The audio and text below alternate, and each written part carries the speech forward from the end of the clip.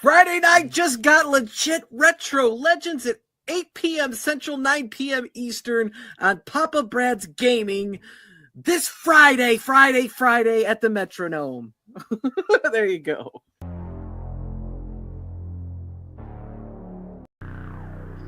Get ready, gamers! Retro Legends is here. The ultimate destination for high score battles, pinball wizardry, and classic arcade showdowns. Every week we bring you the best in virtual pinball, classic arcade gaming, and retro fun. Where you can compete for glory on live online leaderboards through iScored. Think you got what it takes? Step up and prove it. Because every Friday night, we're going live with 2 legendary pinball tables and an all-time classic arcade game. And the best part, every giveaway and prize on this show goes straight to you, the gamers, that are putting up scores on the leaderboards. Iron sharpens iron. Come play with the best. We will see you on the leaderboards. Because Retro Legends isn't just a show, it's a community.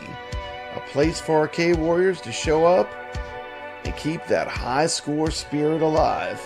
That's right, Friday nights just got legit.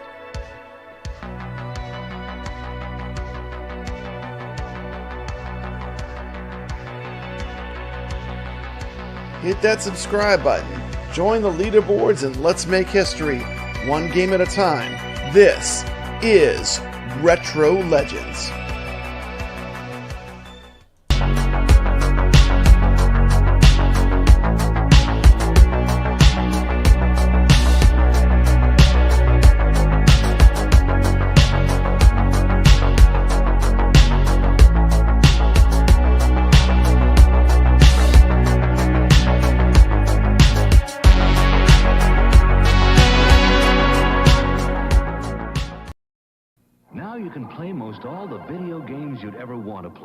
Introducing the SEARS cartridge TELEGAMES system.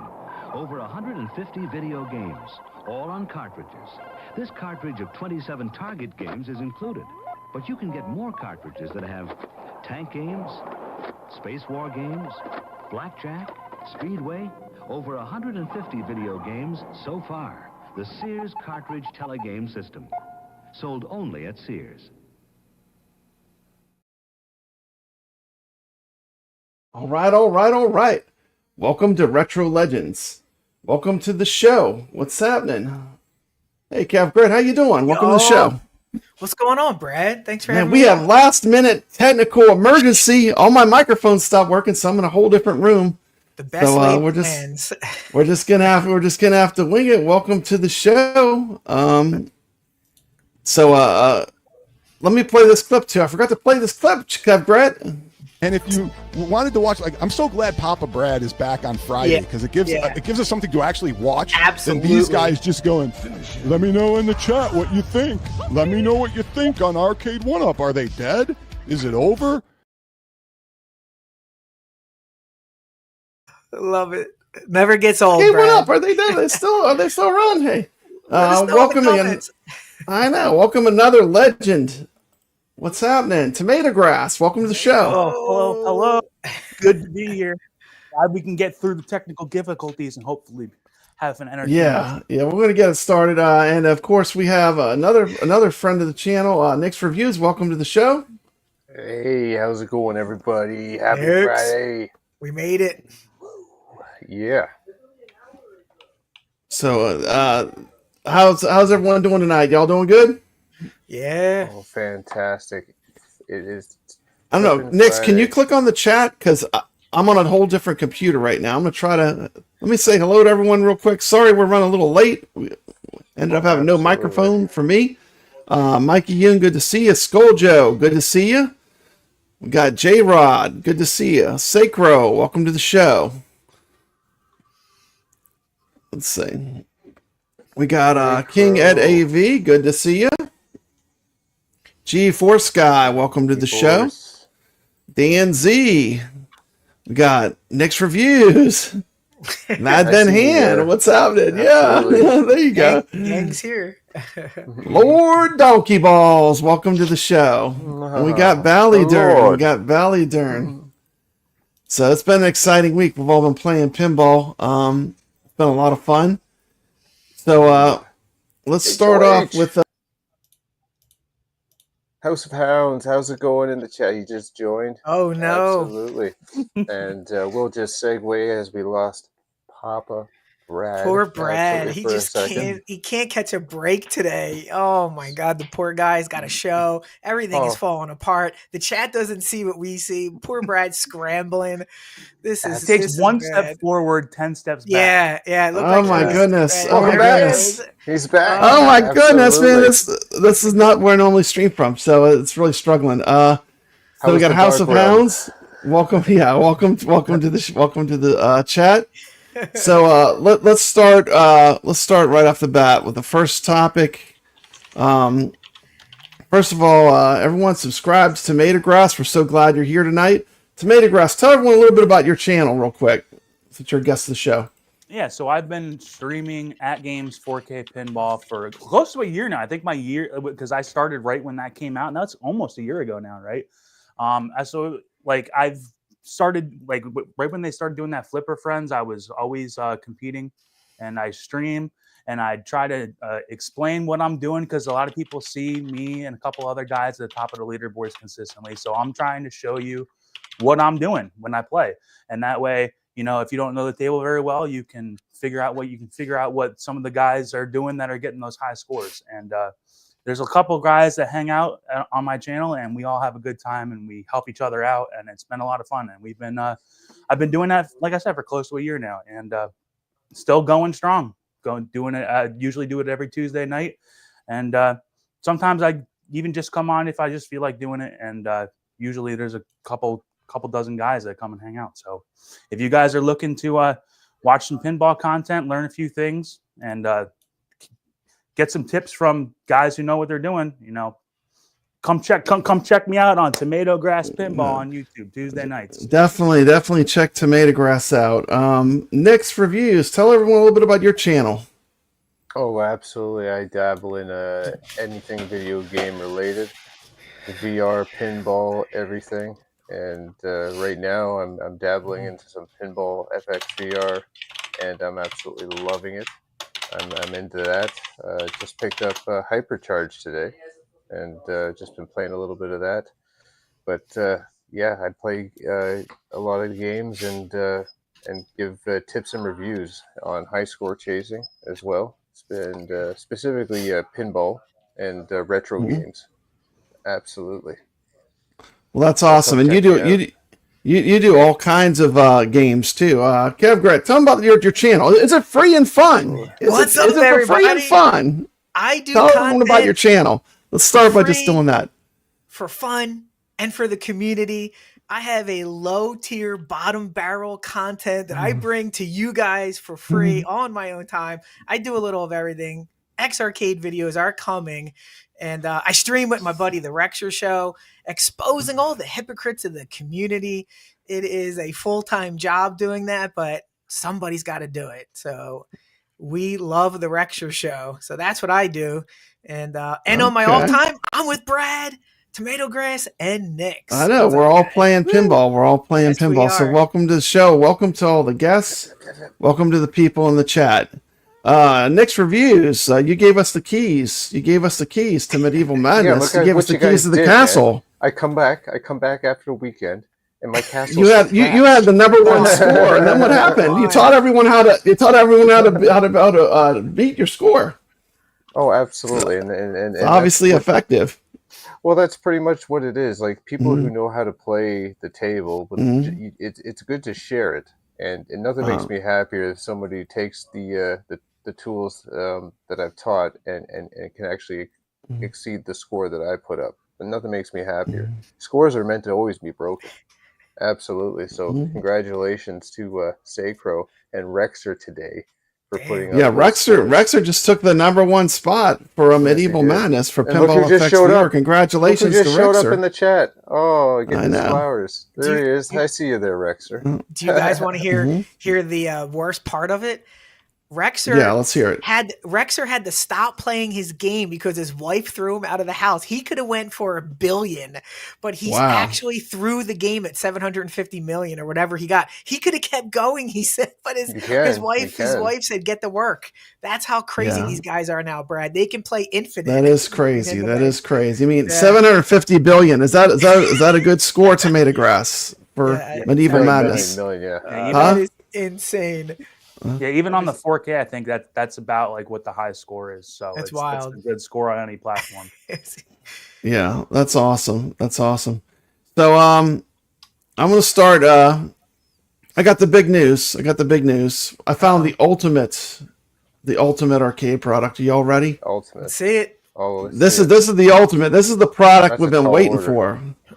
Oh, Okay, no. you ready Call for it? something Here's the ultimate arcade product. If you want the ultimate, here it is. You all ready? What's the let's see ultimate it. this time?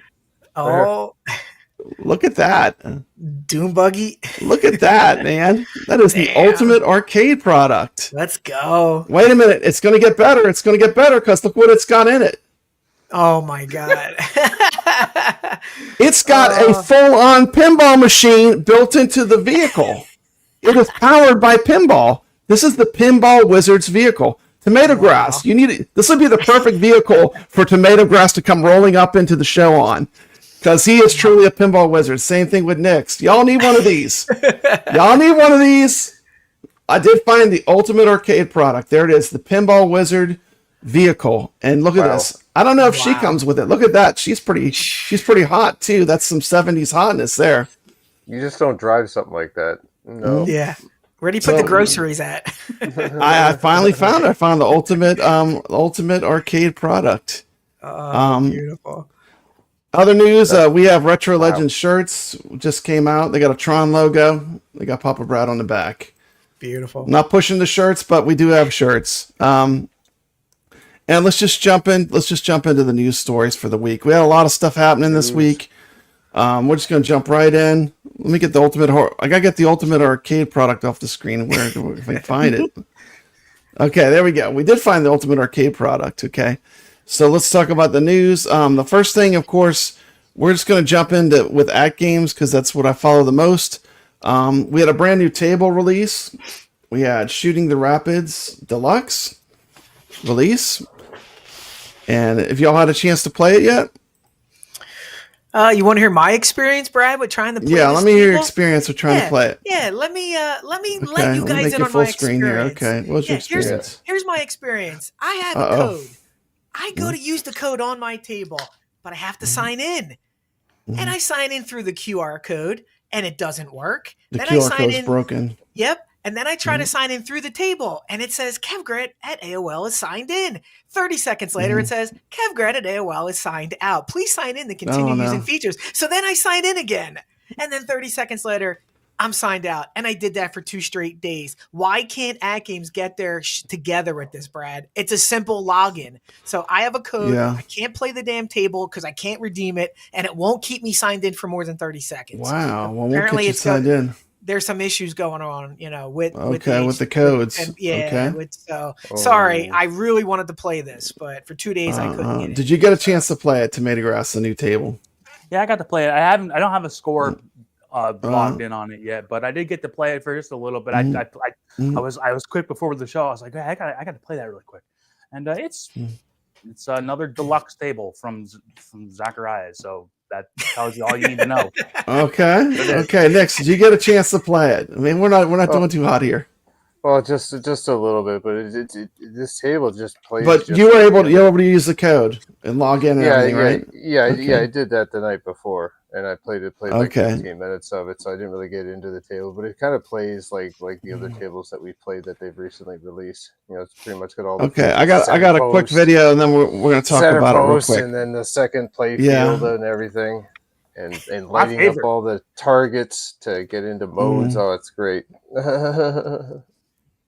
Okay, so let's Let's take a look at Shooting the Rapids Deluxe. Huge thank you to AtGames for sending me this product for review.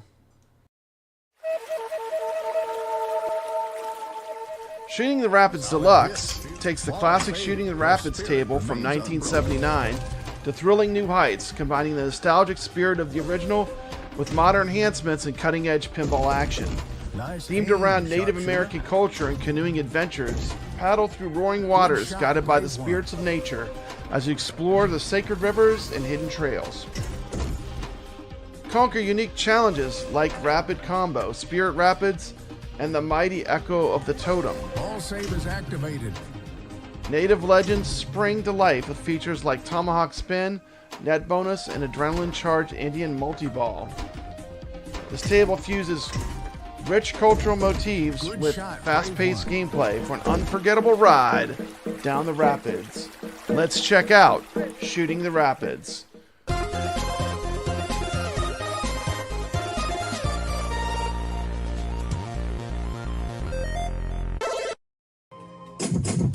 Courage and wisdom will carry you through the rapids ahead. Are you ready, brave one?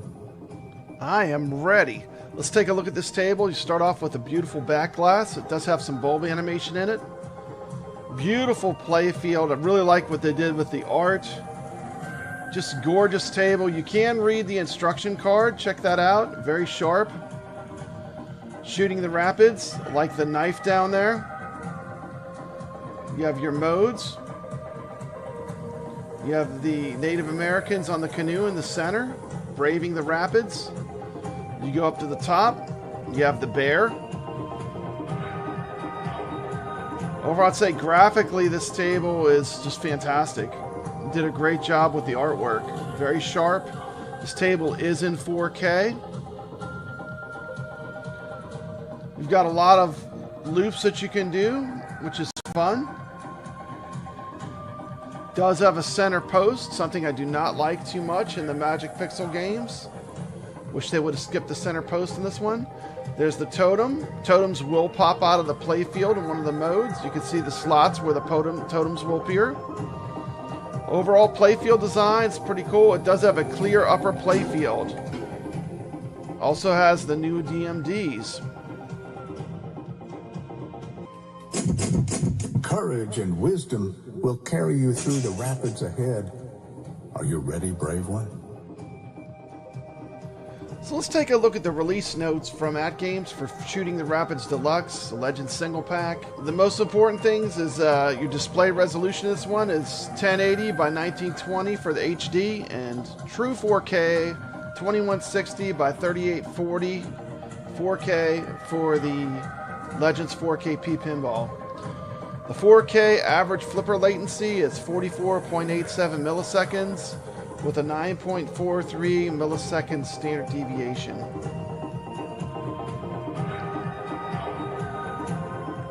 Known issues: Shooting the Rapids Deluxe for Legends 4K is not compatible with the auto offline mode. And on the Legends HD, in-game leaderboard only displays online scores from HD devices. And those are the release notes. Let's take a look at the gameplay in action. The river knows no fear. Only the brave will conquer. The game's $7 for the 4KP version and $6 for the HD pinball version.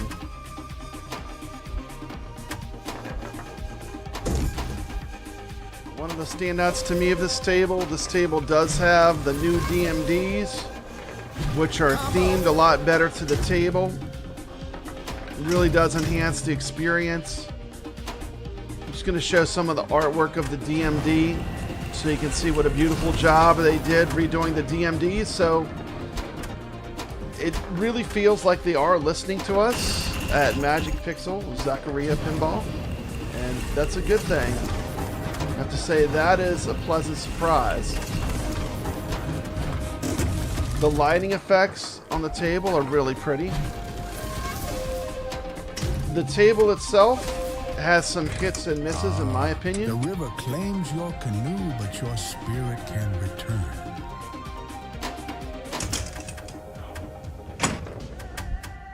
just like Black Belt Deluxe, they did a really great job with the theming. The theming on this table is top notch. They really nailed the theme, in my opinion.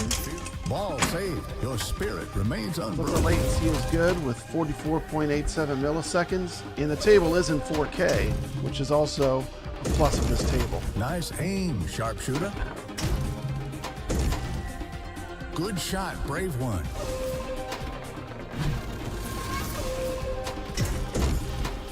The game's rules are pretty simple to learn. It has a ball save. You get the bottom rollovers where the Ball save return is lamps are activated. located. They'll save the ball for 30 seconds. You can get a kickback by hitting the canoe lane 5 times. Good shot. Game has brave 2 one. play fields, including a second play field. One is They've lit. made the play surface clear so it doesn't obstruct your view. They have a lot going on with this table. Sometimes it's hard to tell what's going on Ball is underneath saved. that The second river play gives you field. another chance. Also, you have a really hard ball lock you have to get from multi-ball, which is, I'm not going to say it's impossible, but it's very hard for me to consistently get that multi-ball. Even when I have all the balls locked, to get it in that sinkhole you have to get it in to activate the Solid multi-ball hit, fearless spirit. is really tough. So, to me, the multi-ball mode on this table is a fail. The Indian multi-ball, it's very tough to do. It is satisfying getting the balls locked up there with the bear, but not being able to start the multi-ball because of where the warrior may lock fall, is but the very heart of the frustrating journey for me. endures. Try again. So I'm going to ding a little bit on that. There's a bunch of game modes you can do, including arrow, axe, bear, hawk, and wolf. The most rewarding gameplay element of this table is just going through the loops Nice over and over aim, again. That's sharpshooter. pretty fun. And this is going to be a fun table to score chase for a week and really get to know this table. Solid hit, But my fearless initial spirit. impression of the gameplay on this table is going to be about an 8.5. Triple combo. Once again, big shout out for the integration of the theme, the Nice great aim, art. sharpshooter. But to me, the center post pulls it down, and just the overall flow of the game and the broken multi-ball system, they pushed it down. Lock one is Really lit. wanted to love this table, but for me, it's an 8.5. What do you think? Let me know in the comments.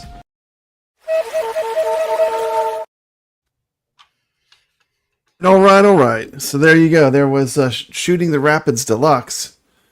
So I did mention the center post, TomatoGrass. Well, you know, Uh-oh. You want to talk about the center post? no. You know what the thing is that this is a deluxe table, so I do realize that that's kind of that when they make a deluxe version of a table, that's kind of like part of the package, right? So that's like I do understand that, but I always like I'm trying to I guess talk myself into the fact that that's just the deluxe thing. But then you look at, they're releasing the new they released a new natural history tables and they have it. They're releasing Battletoads and Killer Instinct. It's probably going to have it. And so it's like, yeah, it is. But this table, Yeah, I get it. It's a deluxe. It's going to have it. But I don't understand it because here's the thing. TomatoGrass, this would have been the one that shouldn't have had it because Shooting the Rapids doesn't have a center post. The other two tables don't have the center post. It's like almost like the remake is the best one. Though that's the one Do thing you that I agree? was gonna, the one thing I did want to say about this when I first played it is that I was really gonna have to be inspired a lot to like it just because of how good the remake is. If you guys Yeah, the have not remake played is the Shooting one. the Rapids That's the best one remake, of the Shooting the Rapids. it's one of the best tables on the machine. So to do better than that, I mean, center post or not, I mean that kind of just is an auto fail in my opinion. But if it would have been awesome, I could have gave them the benefit of the doubt. But they would have really had to step up to the plate to impress. And this is just me. I mean, a lot of people probably disagree. But in order for me to fall in love with this over Shooting the Rapids remake, it would have had to have been a 10 out of 10. So that's that's a difficult task already. But I just was completely uninspired when I played this. It was kind of just it's just it's not nothing about it is like too like nothing is like whoa I gotta go play that when it's like we got Black Belt, we got Space Shuttle, we got Moonflight. Yeah, Like, out of the last four, how would you rate this pretty compared to Black Belt and the Moonflight Deluxe? How would you rate this one in comparison? The last four almost seem like the same table, don't they? I mean, Earthman Fire. I mean, they seem so similar in a lot of ways. And it's funny because like you just mentioned Earth, Wind, Fire, right? I almost forgot about it because that's if you want to have a word to describe most of these releases from Magic Pixel lately, forgettable. Like you mentioned it, and I'm like, oh yeah, we did that for like a week. I need to learn how to do that, I guess. Yeah, they're forgettable. They're not inspiring. They're not bad. I'm not saying that like they're not bad. I mean, it's just but they are never. I am not chomping at the bit like at work, going like, hey, I can't wait to go home and play Earth, Wind, Fire tonight. No. Yeah. To me, this one too is like it really is like it punishes you if you're not an avid pinball player. This table is more punishing. Like it really, if you have sloppy gameplay, it's definitely going to punish you more than the other games they've released. With the games that they released, it is too punishing to make certain shots when you shouldn't be punished. Yeah, you shouldn't be punished. It's supposed to be fun, right? Like I'm going to use an example for Black Belt with that side target on the right where you get your multipliers, right? And that's part of the mission mode, and you have to make that wide shot with the left flipper, and if it's not perfect, you get bad ball deflection. Boom, out. Ball out. Not fair. Why? It's a target I should be aiming for because it's blinking and it's my multiplier. Why do I get punished for trying to aim for it? What I don't get with this table is like, I finally got the multi-ball and everything, got all the modes, but to get the multi-ball, you shoot it into the bear like 3 times, and then you would think the multi-ball should be just another shot to the bear, and then the multi-ball starts. No, they put a sinkhole in a weird spot where you can't even see it. And you've got to hit this crazy shot off of that extra flipper. That the only purpose for that flipper is to hit that one shot. And for me, it was like that's going to be incredibly hard. Like I was able to pull it off and get the multi-ball, but I'm saying like a lot of people that are just playing the table, they're never going to get that multi-ball. And it was the same way with Moonflight Deluxe. Same way with that. Yeah, absolutely. I've never gotten the multi-ball. The multi-ball on Moonflight Deluxe was broken. And here's the second table that has a multi-ball that's, I won't say it's next to impossible. I mean, I put up a short where I got it, and it wasn't I did finally get it, but it is very hard to get the multi-ball. And it should be easy because this table is... when you shoot it with that upper left flipper, that narrow ramp to the spaceship, friggin', that's like next to impossible to get. It's got to be a perfect shot. You have no margin for error for that one. Luckily, the one thing I did like about that game, and that's what I got the impression that this game was not like that, is in Moonflight, to get the high scores, it was about going for the modes, going through all. This game, you don't really need to do that. All you got to do in this game is just do loops. Keep doing loops. Like it's all about the loops. As soon as you stop doing loops, it's game over time. That it's all loops. Automatically disqualify a table for me because, like, even like this last, it's fun. They had to play the Insect World, but they implemented a combo system that was actually pretty clever and pretty cool, and it was unique. Like, I don't play a lot of games that have that, so that in itself, like, that was cool. But like this game just seems like it's the same Magic Pixel combo, double combo, triple combo, super combo. It's like copy and paste game mechanics from one table to the next. It's nothing inspiring, like you mentioned, right? Yeah. There's nothing unique. It's a very similar pattern across the tables with the different theme like slapped on it. If that makes any sense. Yep. You know what the problem is at the end of the day? We would like these tables a hell of a lot more if Zen didn't exist. But Zen knows how to make a pinball table. So it just exposes Zen is the premium. They're like way better. Problems. Well, so it's part of the issue. Yes, with their own tables that they make, and even these new tables with the universal packs that were recently they released, even both packs of those, and we're these Laura Croft tables that we got a glimpse of. Yeah, like that I'm sure is going to play amazing. Exactly. Yeah, and that's part of the issue. It kind of makes these Zachariah tables look even more broken. Yeah. I mean, the biggest issue is you didn't even get to play it. I mean, that's really the biggest issue. Like you didn't even get to play the game, which is really, I mean, I would be super frustrated if you didn't even get to play the game. Out of the past 4 releases, what's the best one in your opinion? You've played all 4 now, TomatoGrass. Of the last 4, which one of those would you say is the best? Because we've had a month of Magic Pixel without a single Zen. So I'm just kind of starving for a Zen table, but out of these 4, which one would you say was the best one? It started with Earth, Wind, Fire, Black Belt Deluxe. What's the one?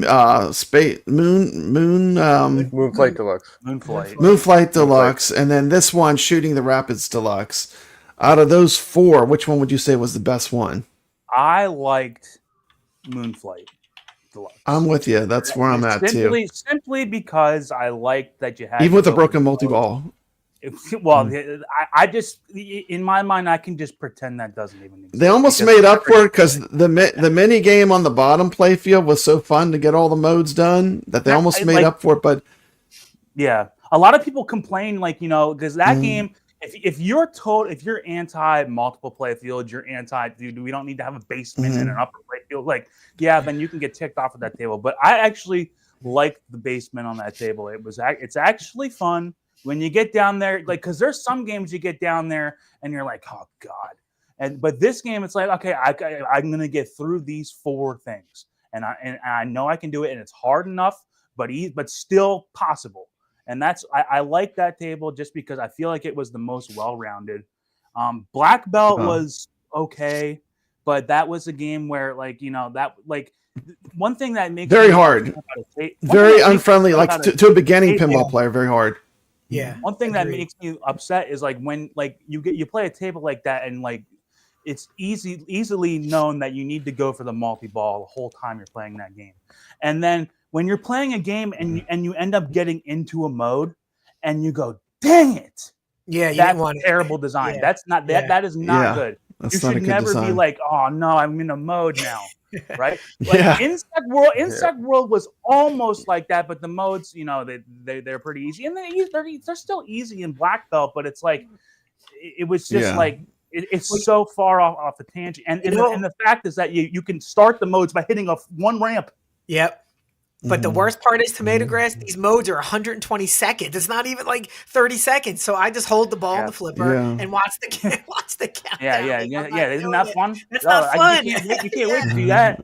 Yeah, exactly. If you're sitting there having a drink when you're playing like me, then, I mean, that's the time you can kind of try to hold the flipper and you get a drink in the other hand. But I mean, I don't want to do that. I'm not playing pinball to do that. No. And for 120 seconds, that's a long time for a mode. Like, come on. Yeah. It's crazy. I just flip y'all just for 1 second. But we just went through Flipper Friends for this week. Flipper Friends this week.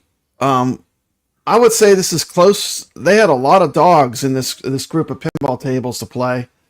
And I suffered through it, but it was not what I would... I mean, there was a couple good tables, but for me, this was not an inspired list. What'd you think about the lineup for last week for Flipper Friends, TomatoGrass? Last week? Yeah, last week. What do you think? I mean, it was literally almost painful. Look at this lineup. I mean, you got Wild West Rampage, Shooting the Rapids Retro. It's like all outlanes. You heard what I had to say about Shooting the Rapids Retro last week. Like, you have at that point they had 3 Shooting the Rapids games. Yeah, I picked the worst one. The very worst one. And the retro was the very worst one. The worst one. Like, it wasn't the worst one by it's not even close. It's like you literally, if you had like if you had like a pie graph of the favorites, that wouldn't even there wouldn't even be any color. It would just be a line and a little thing going out there. Shooting Rapids Retro. It's so bad. Okay. But that being said, I did play, and let's take a look at the scores for the week. Let's get through this. And number 1, TomatoGrass, it's you. You're number 1. You're number 1 player. Let's shout out some friends. Yeah. I was gonna say, there were 3 lead changes in that tournament in like the last couple hours. Like me, Ben, and Soggy Bacon all of a sudden coming up. Hey, I was moving all over the place as the week went on. And I'm just once again, table selection needs to get better, in my opinion. But let's take a look at how it worked out. TomatoGrass number 1, Soggy Bacon number 2. Madman Hands usually number 1 or 2. So Soggy Bacon squeezed in there. You got the Real Creamer, Shalata Love, Skull Joe, Spartacus. Lots of people that were in the Battle of the Streamers. Pinball Wizard 2023. He watches some of my stuff. We got me. I came in 12th. Look at that. I beat RetroTech this week. He beat me last week by 1 point. So I definitely was going to play enough to get it. I was shooting for top 10. I didn't make it. We got YO RetroTech in 14. Got YO in 16. Dave LB 18. Let me turn off this scrolling thing so I could see the whole list. I can't see the list. I do that. Okay. We got Mike DG in 21st. And then let's look at the second half of the list. Congratulations everyone that played. We got T. McCloskey in 23rd. Chaotic BPR in 30th place. 30th place. So that was pretty much the recap of the Flipper Friends standings for the week. If you're not using this tool, this is the tool to use. FlipPal, Mike DG made a tool. It looks like this. This is how we track our playing when we're going throughout the week. And I think that tool is the only way to go. What do you think, TomatoGrass? I mean, like I have that tool up. Whenever I'm playing pinball, that tool is up. And I'm seeing like how I'm doing in the tournament. It's bookmarked on my phone. I don't even go to the AtGames thing anymore. It's like, why would I do that if I have this? So, Mike, very well done on that. And you deserve a lot of credit. You deserve a lot of... it is great. It's great. If you're going to play, it allows you to track. And, like that, if I'm in Flipper Friends mode, that's what I'm using. I'm not even looking at the website anymore. And we're just going to look at the next week's tables real quick. Try to rifle through this fast.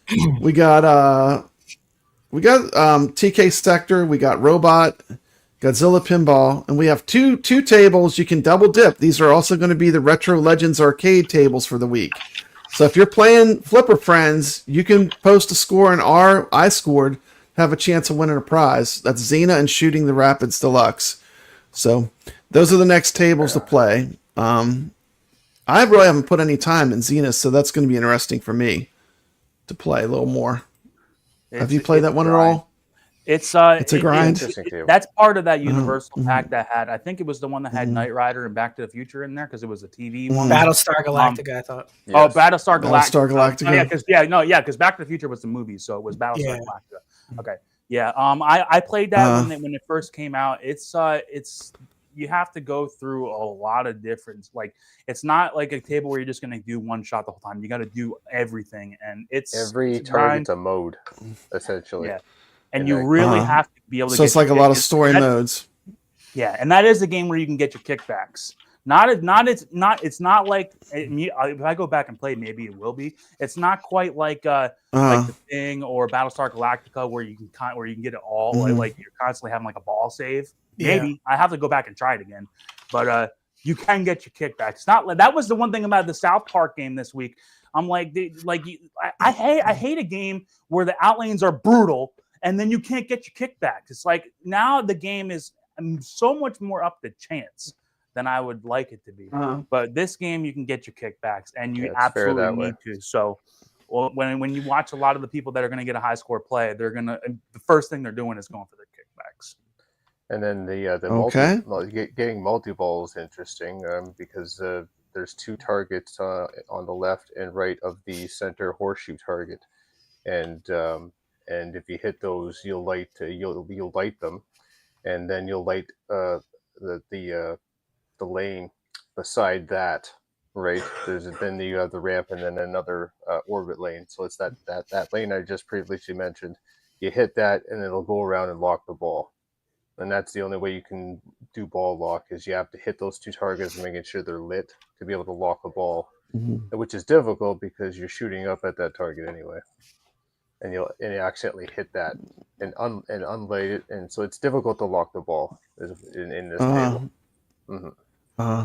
So that's pretty much the end of the month. We didn't get any Zen tables. These were the tables that we were given. We were given these 4 Magic Pixels.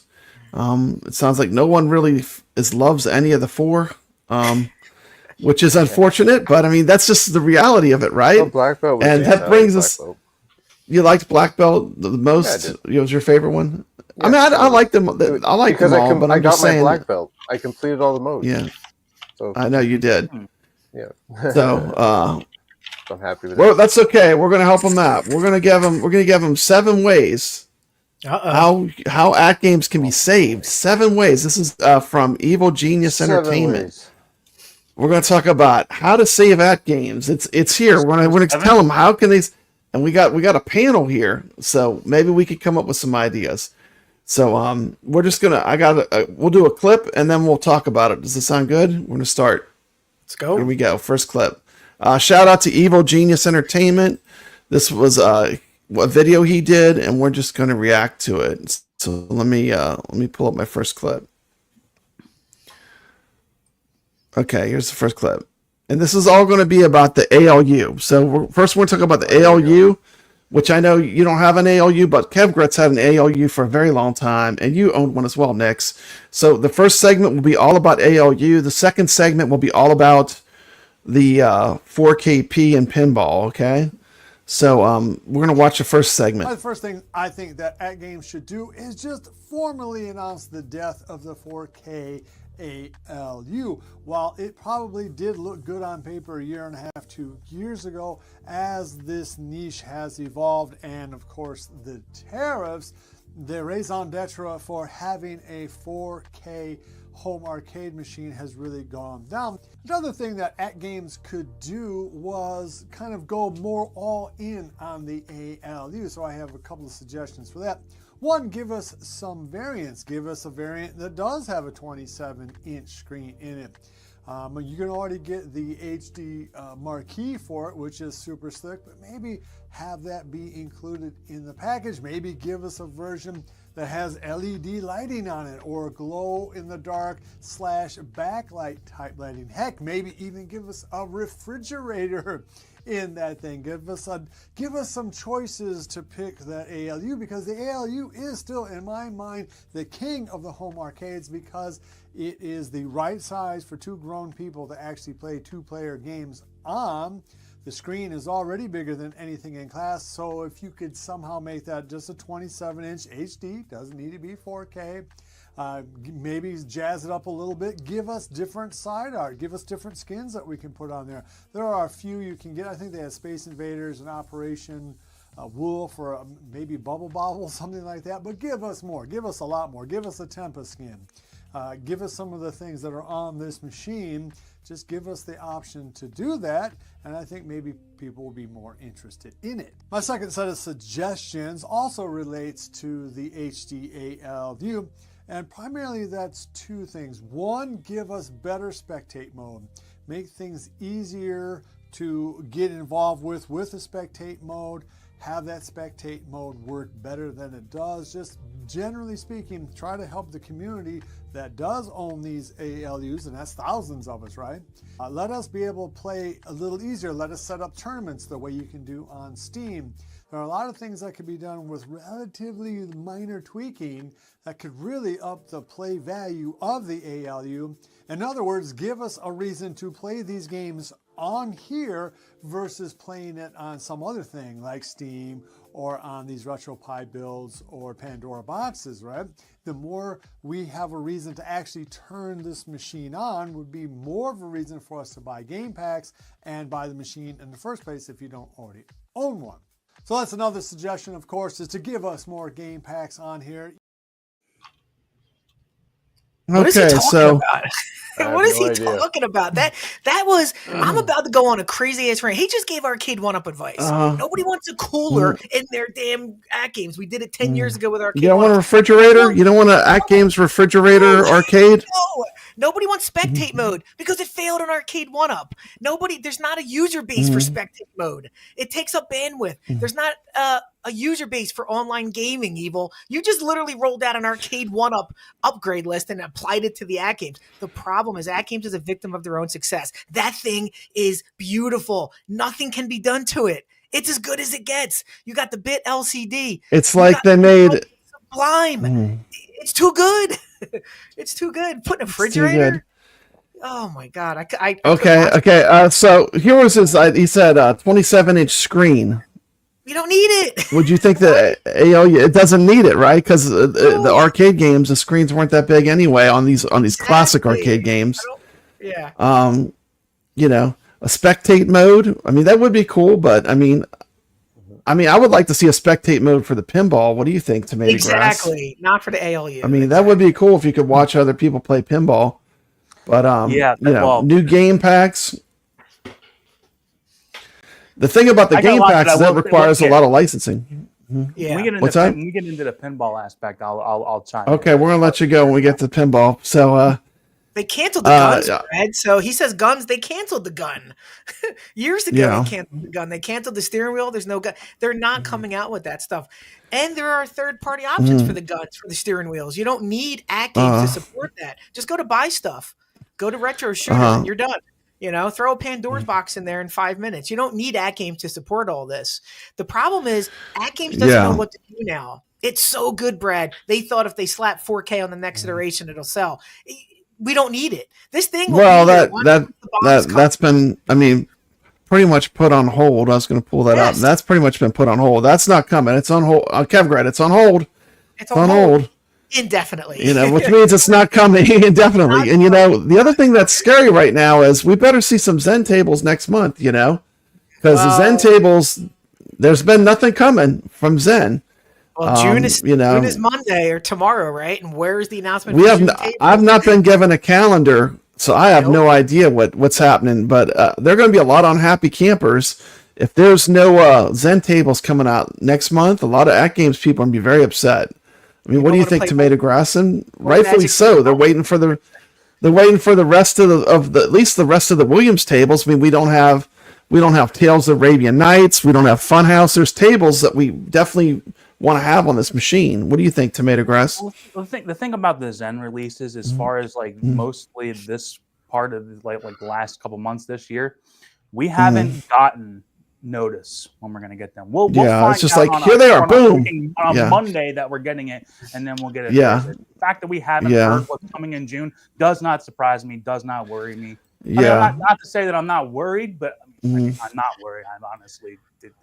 I'm just fine with 220 tables, but I know that there's people chomping at the bit waiting for this stuff to come, and I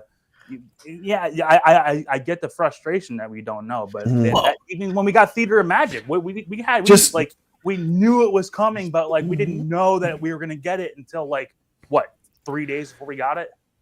We're going to talk pinball next, but just going back to the ALU, because I feel like I just kind of sailed the ship we just switched lanes a little bit, because we're going to talk about pinball in a minute. But I think the ALU is a really good product. They should definitely dig into that, because that's a product they have that's good. It's easy, like you can easily emulate a lot of classic arcade games on it. It has a ton of games in it from the get-go. I mean, I think that's something they should still probably maybe lean into, because it's a really strong product from AtGames, in my opinion. I mean, it does give you a way to play a lot of classic arcade games with the right controls, and it's very affordable for what you get. It's a lot of bang for the buck. I mean, what do you think, kevgret? You're a fan of the ALU, I think. Yeah, this is one of those products. I'm not going to sell it. I mean, I have everything in this thing. Anything you can think of, you can put it in there for the price. Are you kidding me? For the monitor that this thing comes with, for the controls, you play Robotron on here, turn the lights off, look at the bit LCD, and it's a good experience. You're going to get a better experience anywhere. You're not. I mean, this is the way to play. Yeah, I mean, maybe a bit LCD equipped version, which they could easily do. Yeah. But other than that, just maybe fine tune it. I mean, I think they could add game packs, and some people would buy them. But I mean, come on, what are they going to add? Like ColecoVision and television? Like what kind of stuff are they going to get? Exactly. It's probably not going to move the bar for a lot of people. No, I will say this: the Activision pack they have is awesome. You can get all the classic Atari games, but they do have some good things. But I think they probably just need to lean into like what they have already, in my opinion, with the home arcade, with the arcade machines. Yeah. Nick, you've been awfully quiet. So, do you have anything you want to say? I want to give you a chance to speak. Your mic's not on.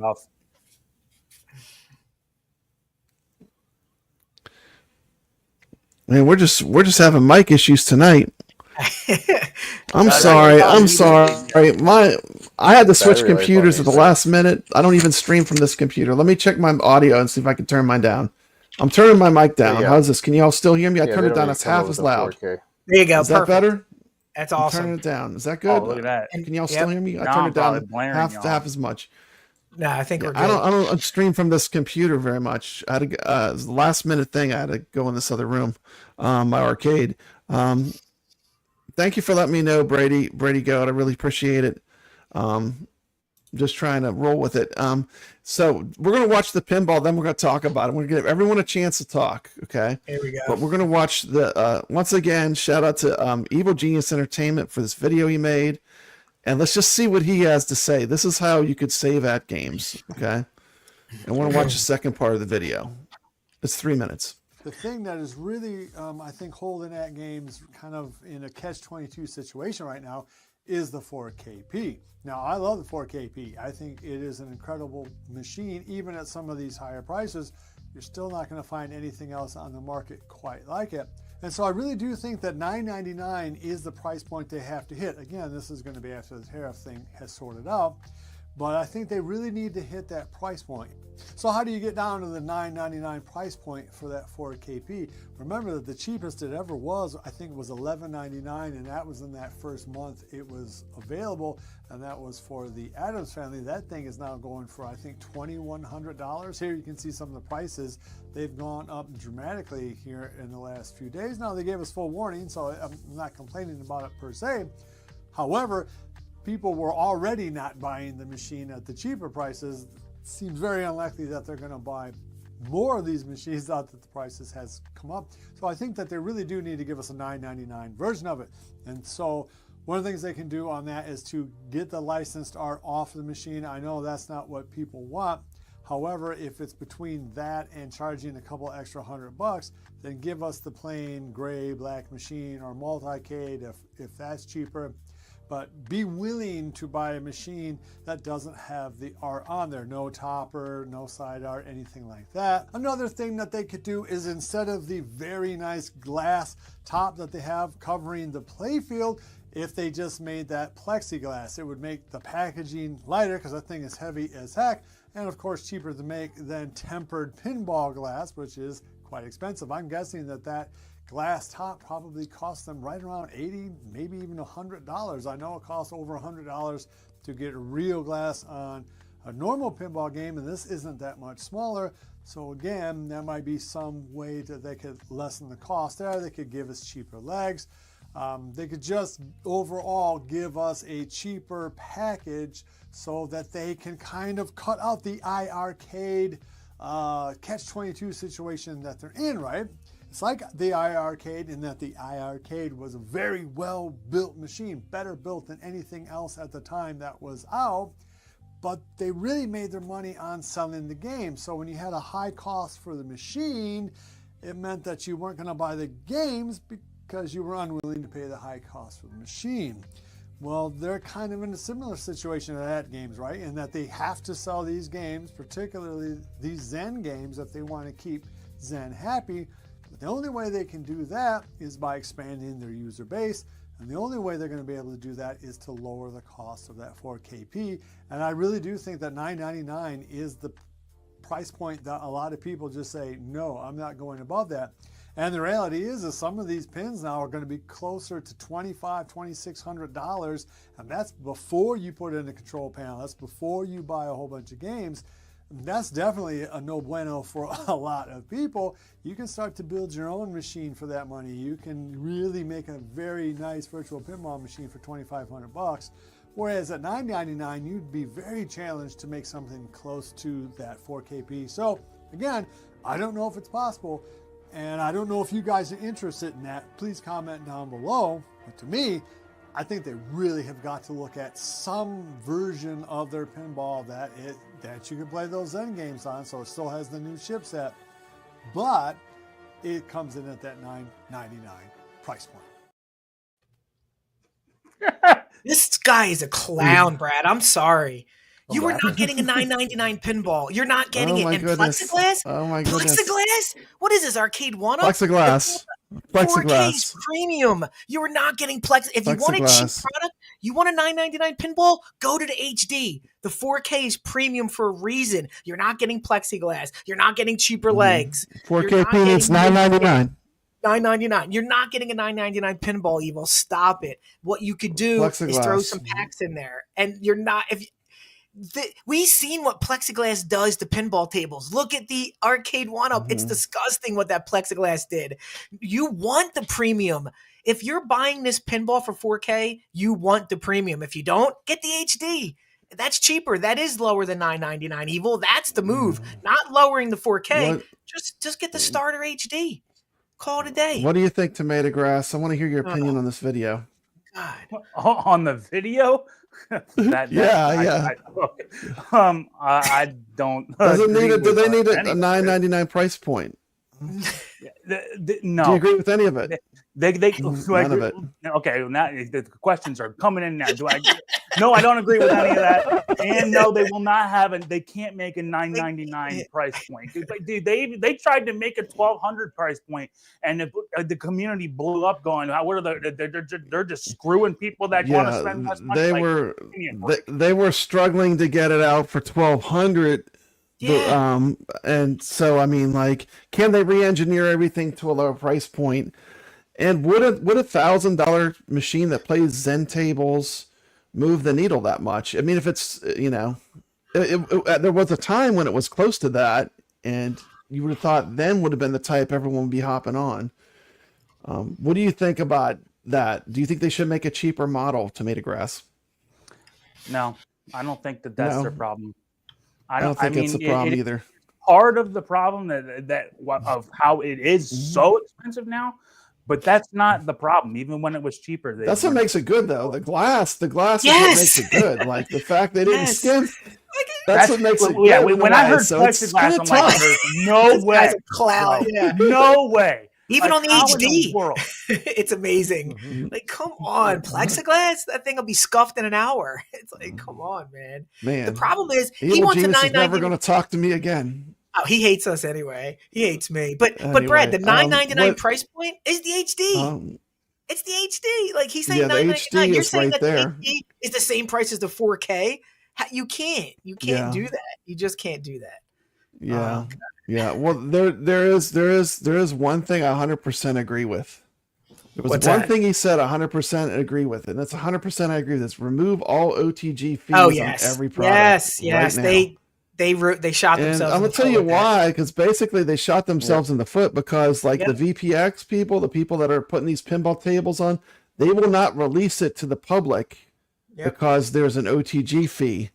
So, if they learned anything from the ALU, it was that emulation was what people love so much about it. Like, you could play all your games on it, right? Yes. Once you figured out like how it worked and how to install your own emulation, it was like kind of open platform where you could play all these arcade games. Well, they have something kind of like that on pinball. I haven't done VPX. Have you done VPX? TomatoGrass knows.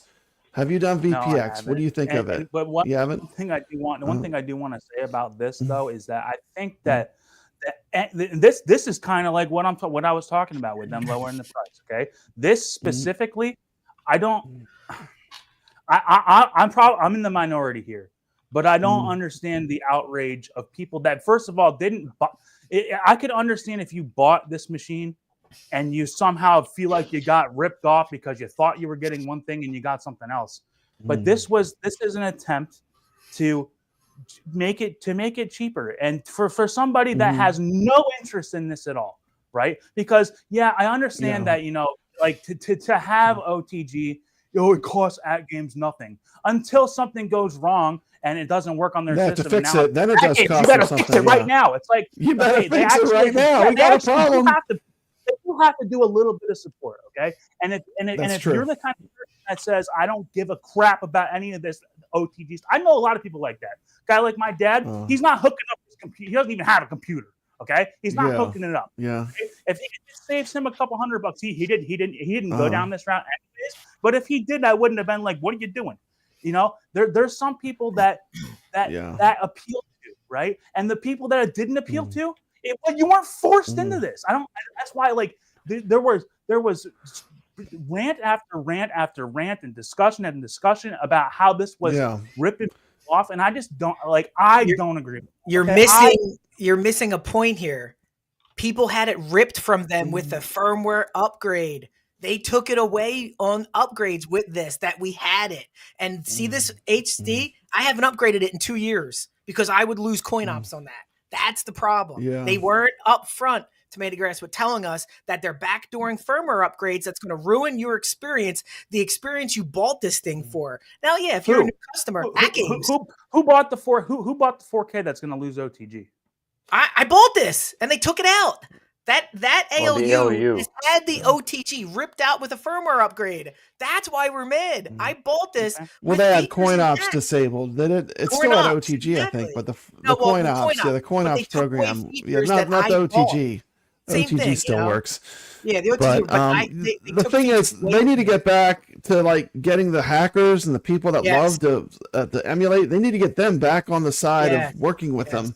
Exactly. I mean, I think they've kind of like fallen off of that, you know? I mean, that was always a strength that they had, that, you know, the people that like to tinker would get all kinds of cool things working. Yes. So, no one wants the plexiglass or the cheaper. Oh, that's crazy. The cheaper pinball. Okay. Oh my God. And, you know, so, I mean, do we have any suggestions for AtGames? TomatoGrass, if you were AtGames, what would you say they could do to make their company, to make AtGames better? Let's see. I'm trying to make a positive spin on this. This has been a real bummer fest. I did not know what I was getting into. I thought, oh snap! Oh boy, okay, here we go. I'm gonna make a full screen TomatoGrass. Here we go. What could AtGames do to be better? I mean, to improve. I'm just, you're an avid player. There's a lot of things that they could do, but they're in a really difficult spot, and I'll tell you why. It's the things that they could do to make, like, let's just completely ditch the idea that they need to make this cheaper. Okay, they're not. Let's just get real. They're not. It's not going to get cheaper. If anything, it gets more expensive. Okay, things don't get cheaper. More expensive. So what do you need to do is you need to figure out a way to make this worth more. Give us more tables. More tables is the easiest solution. Here's the thing about that, kevgret. That's what they've been doing for a while. Okay. But the thing is that it's not just pumping out tables. Okay. Because they have been doing that, and then look at. I'm saying free tables, TomatoGrass. Free tables with the purchase. Give us 50 tables with it. Well, they need to be doing that. I don't know why. Yeah. But whatever. I mean, they could do that immediately, because they could just give you Pinball Net for like 6 months or something, because they have it where they can unlock them all in one burst. Exactly. You know, and I realize they make money on selling the packs, but I mean, you know, one of the big problems is that, like, you know, people they really do want to get this Zen stuff, and they've been releasing these Magic Pixel releases, which, like I said, they're just uninspiring, and they're just bloating the library of stuff that we've already played these games. Okay, not specifically Shooting the Rapids Deluxe, but I mean, it's how much that's not a game that, like, I'm totally like, I'm gonna play that over Moonflight Deluxe. It's just that's not the thing. But the problem that they're running into is that now, even the titles that are coming up, like, how much are you really going to be inspired by that? And I know, like, and I'm going to, and I'll say this, and people are going to totally disagree with me, but, like, the next big thing that they're going to release is, like, Tomb Raider. Okay. Like, how many people, like, and here's the thing about AtGames, is it more about inspiring people to buy their machine, or are you trying to keep the people that have the machine still interested? I mean, which could, I mean, I'm not saying you got to pick one, but I don't know how many people are going to be inspired to buy a 4K because they're releasing Tomb Raider. Not for Tomb Raider, because that's a video game property. Yeah, more people be inspired by something like Funhouse and like one thing. And Tales of Arabian Nights, and even an IP like Star Wars. Okay, Star Wars, 100%. Say what you want about those tables, right? That is a selling point. People will buy a 4K. People like Star Wars. If you have Star Wars. If they could figure out a way to get, like, a game like Indiana Jones, people will buy the game. People will buy the system to get that. People are not lining up to buy the system for Shooting the Rapids. They're not. Okay? So I would say Yeah. that they like and there's not, I don't have a solution for them to get better IPs, right? But that's the problem now is that they're really just bloating up their library with stuff that is uninspiring to people, and you know you got to whatever your problem is with getting these IPs that you need, you got to get it figured out if you're trying to sell more tables. One thing that I do want to say though, Brad. And this, like, Okay, I'm not going to rant about it, but it's one thing that I want to say. Just give me a couple minutes now, because this is something that I'm giving you a couple minutes. Go ahead. People agree with me on this. The one thing that's really difficult with AtGames is the market for it, right? Because you got VR, right? Which I'm not saying that's totally like a younger guy's thing, but like if you're like a younger guy, not a 50-year-old guy or a 60-year-old guy looking to get into it, the VR is probably something that's, you know, it's better because it's just it is better, right? But this is for people that don't want to they don't want to be sitting there wearing a headset. Like if I tried to talk my dad into buying VR, I would just be talking to a wall. He'd be like, "I'm not doing that." Yeah, get out of here, right? So yeah, that is difficult for AtGames. Is that they're kind of like, how do you can't really expand too much because your audience that actually owns this machine are a lot of old heads too. But one thing that I think that they really need to do, okay, and it can take a whole bunch of different forms, but a path that they need to go down in order to make this experience worth a lot more money is some sort of multiplayer.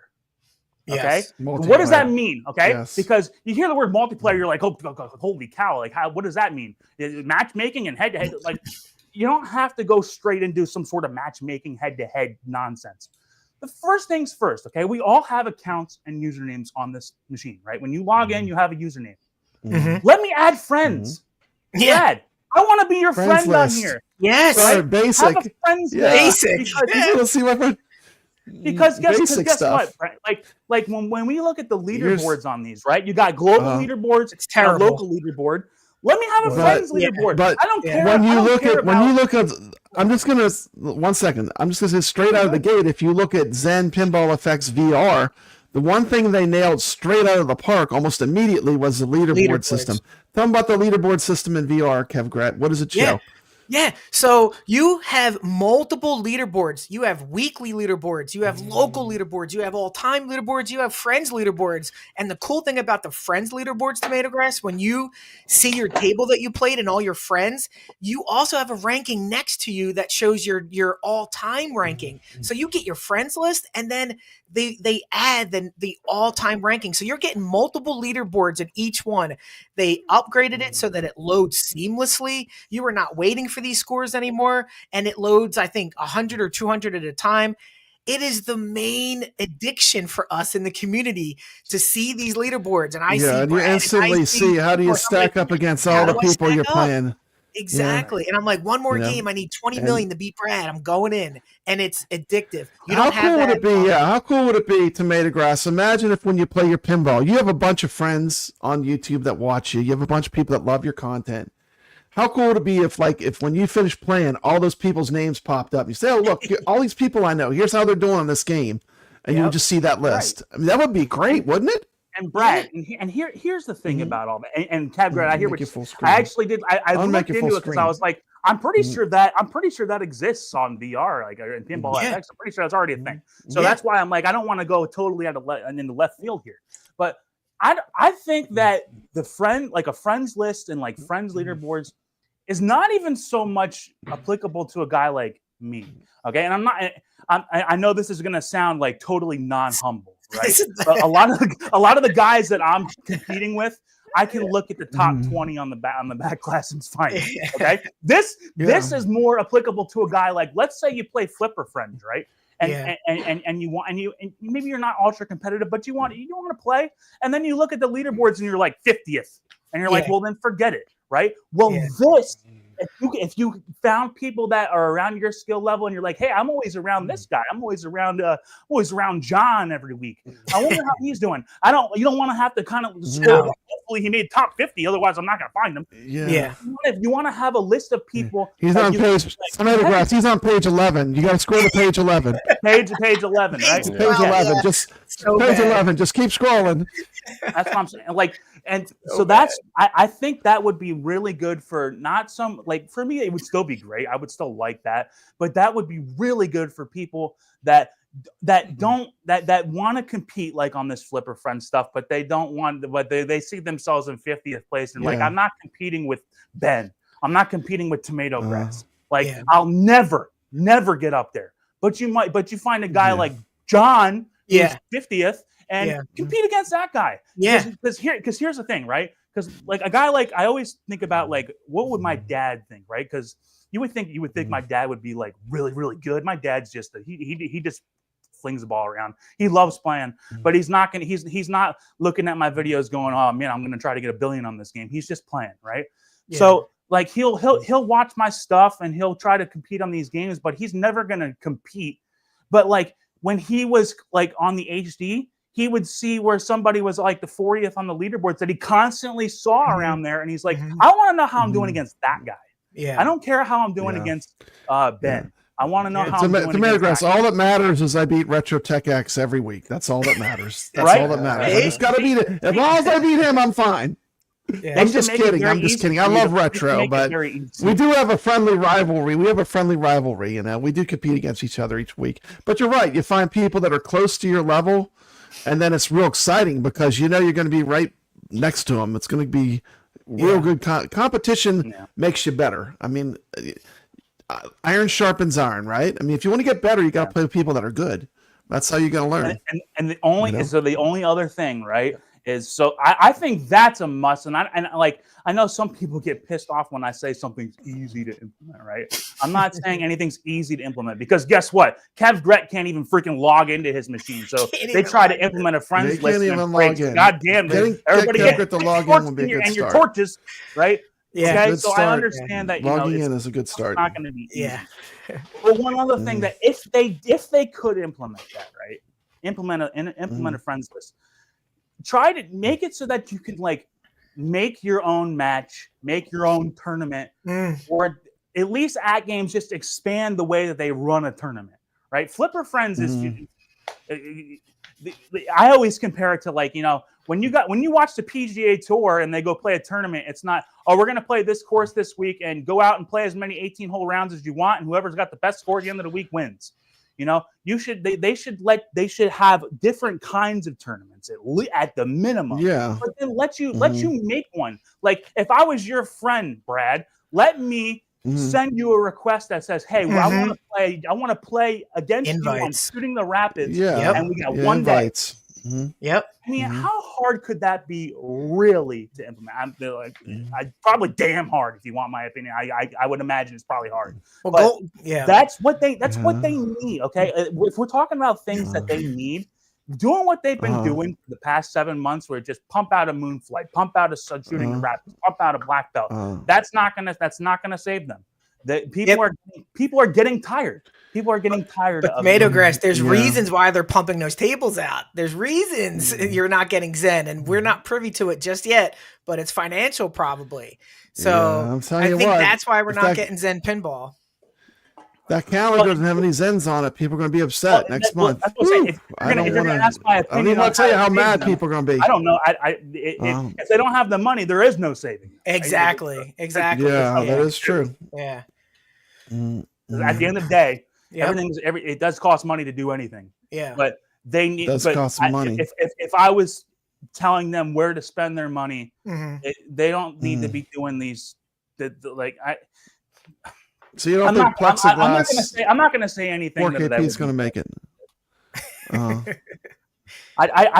just looking at this Shooting the Rapids, which I'm glad that I get to play it, but but you wouldn't miss it if it wasn't there.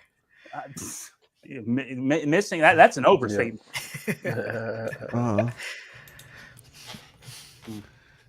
But I really want one player, man, and I know that like. like the end goal, Multiplayer. imagine if it was awesome, if it was, you could do like actual head-to-head. Like I know, like they said at one point, they actually had it. Like I talked, like when you play real pinball, you take turns, right? One person plays and the other person. Like just when you play real pinball, you take turns. Yep.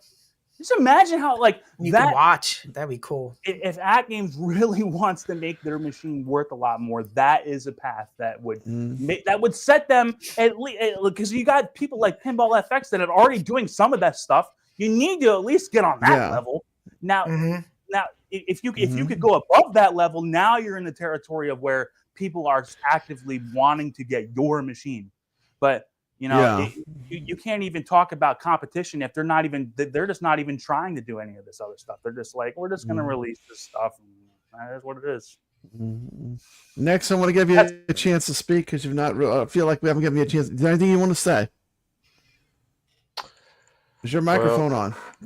Yeah, my microphone is on. Okay, yeah, we can hear it. It's working. Okay. But yeah, I feel that I'm just gonna say it. I feel like AtGames is going to be in another iArcade eventually. Because like, what's going to pay the bills? If you're not going to put stuff that's going to sell, like iArcade had that same problem. Like they didn't have really a lot of. They were trying to. iArcade was trying to make it on the games, but the problem is they were losing money on the hardware. And then they couldn't even make hardware, and then it became a problem, right? Because there's no new people getting into the system. You can only sell so much hardware, especially at the price point now. So to expand the user base is going to be a tall order, right? And it's all about marketing at that point. To get people in, you got to be really good at the marketing to get people to part with that kind of money.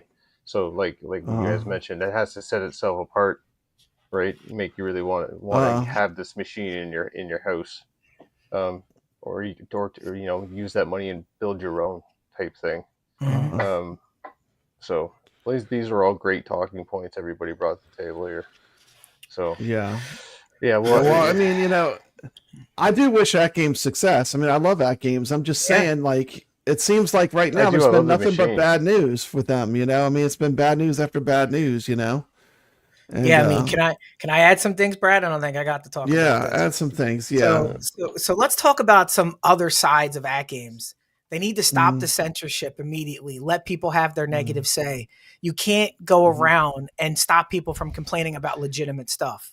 The second thing is, and this is important, they overpromise and underdeliver all the time. 4K HDP canceled. The gun was canceled. Where's the steering wheels? Where's the sit-down racer? Where's the 52 skins that they promised us? Where's the Zen release once a week for the next 52 weeks? Where's that? They need to dial it back and be more honest with the community and deliver what they think they can deliver, because it gets people mad when you promise them all these tables and you can't get it. Get people mad. Yeah. And if you're looking to save this thing, how about, you got Zen. How about you get some type of VR partnership where you plug that in and it almost replicates the XArcade where the table comes over. There's an idea. Pinball. I mean, come on, let's think outside the box. I don't know if it's possible. Like TomatoGrass says, it costs money, but I think, and I also think they need to communicate more honestly. The company is like a law firm. They don't speak natural. They speak in this law technical jargon. It's like a robot AI bot writes the stuff. There's no feeling behind it. Go back to that May 8th announcement where they stopped the Zen Pinball. And it says, "We regret to inform you, we are stopping, will be slightly delayed." What is that? That is just garbage. That's corporate garbage speak. "We truly appreciate your patience." It's like, come on, guys. And to say that the 4K is on hold indefinitely, that's more corporate jargon. Speak honestly to your customers and your fan base. I'm not saying be Jung, where you're like completely too transparent, but you got to be more transparent than what you are. I mean, I don't know. That's just the top side of corporate stuff. But here's the ultimate question we have to ask ourselves. We know the 4KP is headed. Okay, this is it. We know the 4KP is head and shoulders above most equipment out there. We know that everybody says it's in that sweet price point. Why isn't it selling?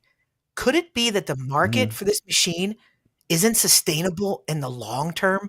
Could it be that people aren't going to be tied into these products because we're so ADHD focused and we buy something today and want something else tomorrow? AtGames has to really figure out if this market for the 4KP is sustainable in the long run, because it looks like they have financial problems right now. They shouldn't have promised 52 skins. People were waiting for Jaws, waiting for Back to the Future, and they might not be buying now because they waited too long and now the prices are 2G. So I think overall, AtGames needs to look themselves in the mirror and say, what do we have here? What is the market demand? How much can we really sell over the next 5 years? They thought, Brad, they were going to sell 5,000 units of each skin, and that's not sustainable. Like, that is insane. So that was crazy. Yeah, absolutely crazy. So sorry, that's what I have to say to AtGames to get better. I want to add to that because that reminded me. It's like. Or not reminding me, but it kind of I can kind of add to that. So like what kevgret said is that they overpromised and underdelivered. It's a perfect description, right? And I think that the fact that they've done that and they've gotten so many people on the wrong side of like they have an opinion of AtGames that is very negative now. It's kind of like they've really put themselves behind the 8 ball because we can talk until we're blue in the face about things they could be doing, but because they keep fumbling over and over and over again.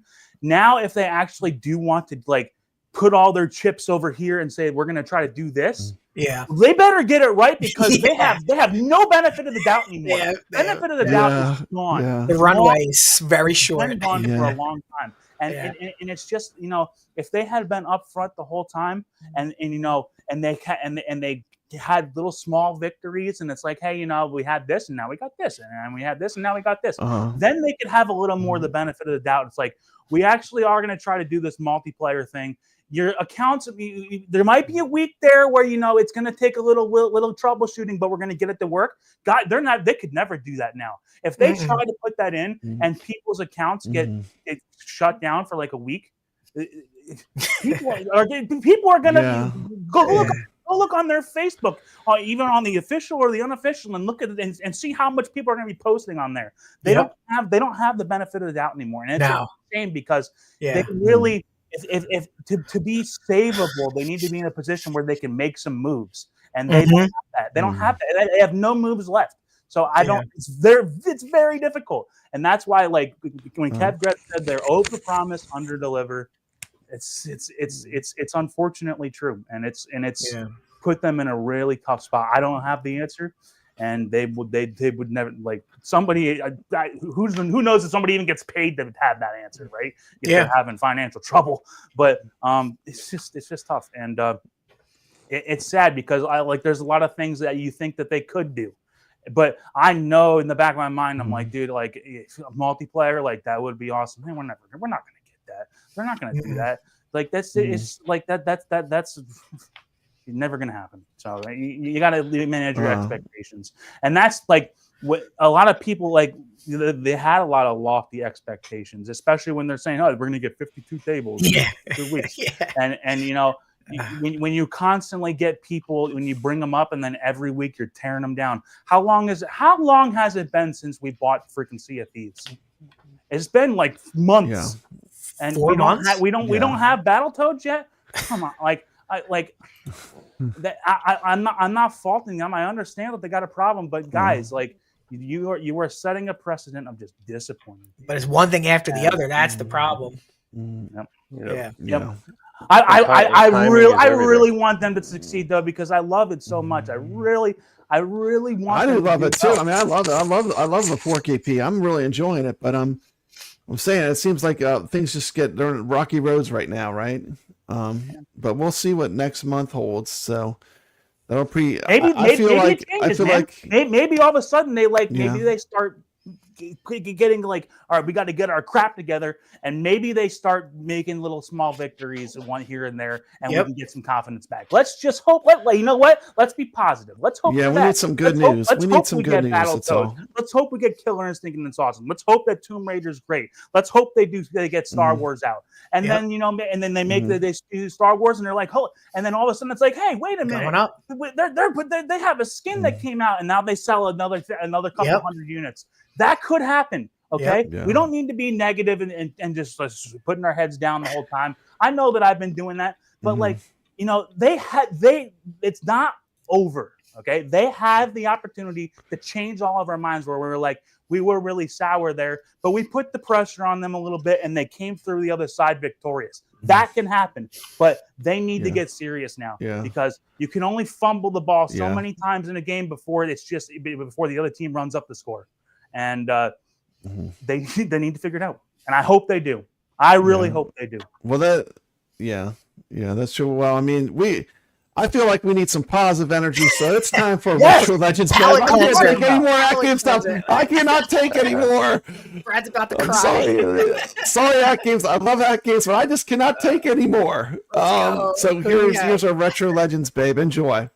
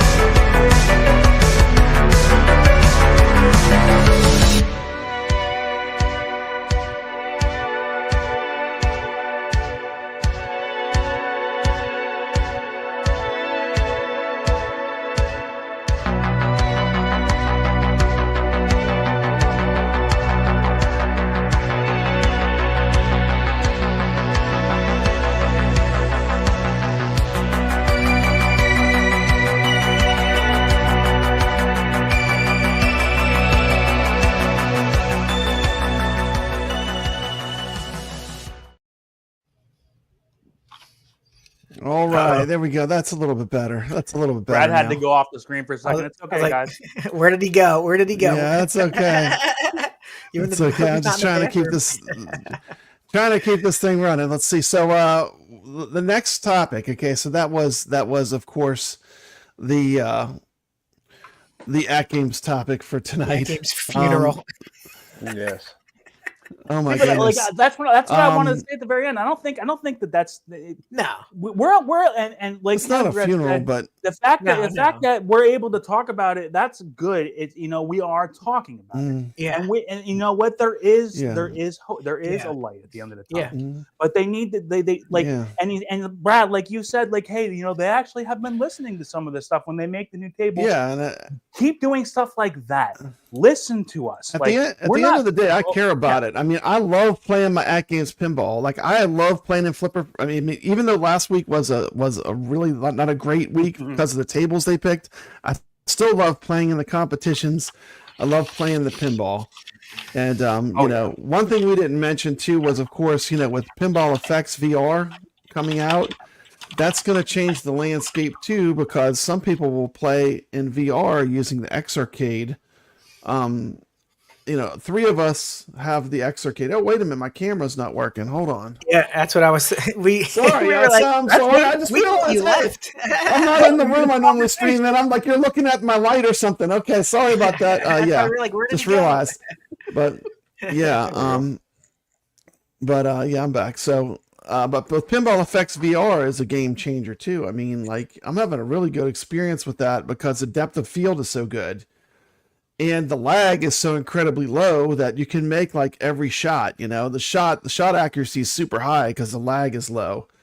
Let's talk first to one of the champions of Pinball FX VR. I mean, tell them about Pinball FX VR, Nix. What do you think about it? For me, I played a lot of these Williams tables a while in my youth, a lot, and friggin'. When I put this thing on and use the Evercade, it feels like the real deal. because you don't have that dead zone like you do with the Meta touch controllers. You're using real buttons, and the connection with the Bluetooth dongle. There's like no latency. It's beautiful. No latency. It's a beautiful like thing. When Papa Brad says you can make your shots, when you're playing the other versions on PC and the flat versions, it takes away from the actual pinball skill you actually have. I feel with this VR, it shows you how good of a pinball player you actually are, because it really recreates the real machine, in my opinion. Yeah, let me have kevgret a chance. He just did a stream called The Truth About FX VR Pinball with the Rexer Show. Great stream, by the way. Tell us what are your opinions of the Xarcade and the Pinball FX VR? Yeah, I think the Zen Pinball and the Xarcade, I haven't been this excited about products in a long time. Like I always say, we have everything in the world in our homes. We're jaded. And then something slides in and you're like, this is like I'm 12 again and I'm playing Super Mario 3 and it just feels great. I didn't expect it to be as good as it is. No, I honestly didn't expect it would be nearly as good as it is. Honestly, it's way better than I thought it would be. The minute I put in, so let's talk about putting on the Xarcade in conjunction with Zen Pinball. You put in the dongle. There's no login, log out problems. It literally no login says, problems. You're in Xarcade mode. Do you want to play an Xarcade? Yes. And then you hit the flippers. And for like 2 seconds in, you melt into the table. You feel like you're actually there. You don't even realize you're in your home. You're leaning over into the text, into the depth, like Nick said. And it's something I've never experienced to this level of immersion. And I love VR. So it is to me, it's hard to go to flat because I've played flat after this and my scores stink. Flat screen. Like, all my scores. Well, it's harder. It is harder. It is harder. It is harder. Yeah, I would agree. And you lose a lot in flat screen because you don't have the 3D the 3D effect. Is the that what depth it of is? field is so much better, and the lag is super low. Yes. But I mean, that being said, I still love playing in a cabinet. I mean, to me, playing in a cabinet is probably for me the ultimate way. I mean, what do you think, TomatoGrass? I mean, I know you're being kind of quiet here, but I mean, you obviously like the cabinet. What do you think? Well, because we got two of the best VR spokesmen below me, and it makes me very interested to do it. I still haven't done it yet. Like one of these days, I haven't done it, but so all I do is play on this, and I love it. And so, like when I hear, I love the 4K. When I hear kevgret talk about how you melt into the machine, like in my mind, I can see like, I could see that, and I want to do that.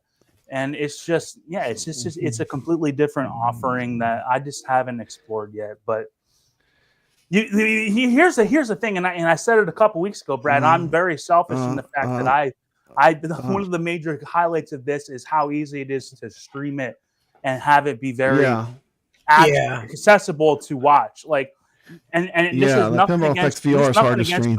Nothing against y'all, like Nick's. Like you're doing very well when you stream and you're telling people how to do this. It's just it's very hard to stream that and have it. Unless you're sitting there with the goggles, it's a completely different experience. Yeah, agreed. You know what I mean? So that's like. That's why, like, I don't know if I ever see myself going all in on VR, because when I play pinball, I like doing it because I like doing the streaming and I like playing for everybody else and doing all that. And if I ever did that, that would be more of a me thing. Like, that's just like, I want that experience, and that's not for me to share with other people. But I who knows what would happen when I actually do it. I'm talking, this is all speculation. I haven't done it, so I don't know. And then when I hear kevgret, I think it's going to blow you away. And I hear Nick. You'll be blown away. Trust me. Blow me away. It will. I mean, I literally played Adam's Family, and I felt like it was at home. Like, as much as I played it on the 4KP, like the first game I played was Adam's Family, because I've been playing it for a long time, and I was just like immediately like, man, this is really good.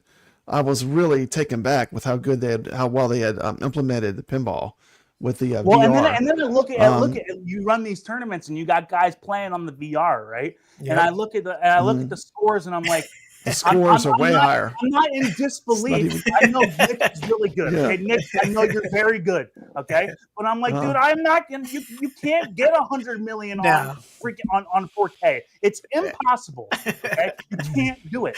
So that's why I want to play VR, just because I want to see what it's like to play it, where it's gonna be like, dude, like I know I'm better than 20 billion on Attack from Mars. I know I am, but I can't. I'm like there's limitations, and I would love to explore it. And I'm sure that you know I'm a diehard AtGames fan. Like I never want this to go away, right? But I'm sure that if I played that, I'm an AtGames I would fan like too. to But expand my mind a little bit about it, you know, because you know at the it'll win you over. It'll win you over. I love playing pinball, and if it's awesome, why wouldn't I like that? You know, so that's what I have to say. I mean, it is a really good experience. I do see Nick's on the leaderboards, and he puts up the 100 billion on Attack Mars. I'm like, what the hell, bro? I can't do that. Can't believe that. No way I can do that. The Rexer show actually took the #1 now, but I mean, he showed us he gave us the keys for Medieval Madness. But for Medieval. But for Attack from Mars, you were #1. Are you still #1 in Attack I still from am. Mars? Yeah, I checked tonight. I'm still #1 in Attack from Mars on close. Pinball FX VR. No one's even close. You know. Yeah, I think they could work well together. I mean, like I have the 4KP and I have the Pinball FX VR with the Arcade, and I really like both of them. But if you love pinball, it's a low bar, a low price point to get a high end experience. The Pinball FX VR with the Arcade, is very, for what you get, is very affordable. I think. I mean, what do you two think? Because I know you have one Nix and you have one kevgret. You have both the VR headset and the Arcade. I literally bought it just for pinball, hoping it was going to be as good as it was, but it does so many more things. You know, it plays every console. Yeah, you can play arcade games with it. You can hook up the consoles. I play FX in vertical mode on my TV. So if you're buying it just for VR, I still say go for it. And then if you're going to branch out and play FX3 on it, which plays perfect, it's a bonus. Yeah, so I like that. I've actually paired that with my PlayStation. I can use it as a controller using the Wingman dongle. The Radio Toy says they need haptics for the VR. Haptics. They need haptics for the VR. Could there be a haptics video haptics. coming? You know anything about the haptics for the VR video? Might be coming.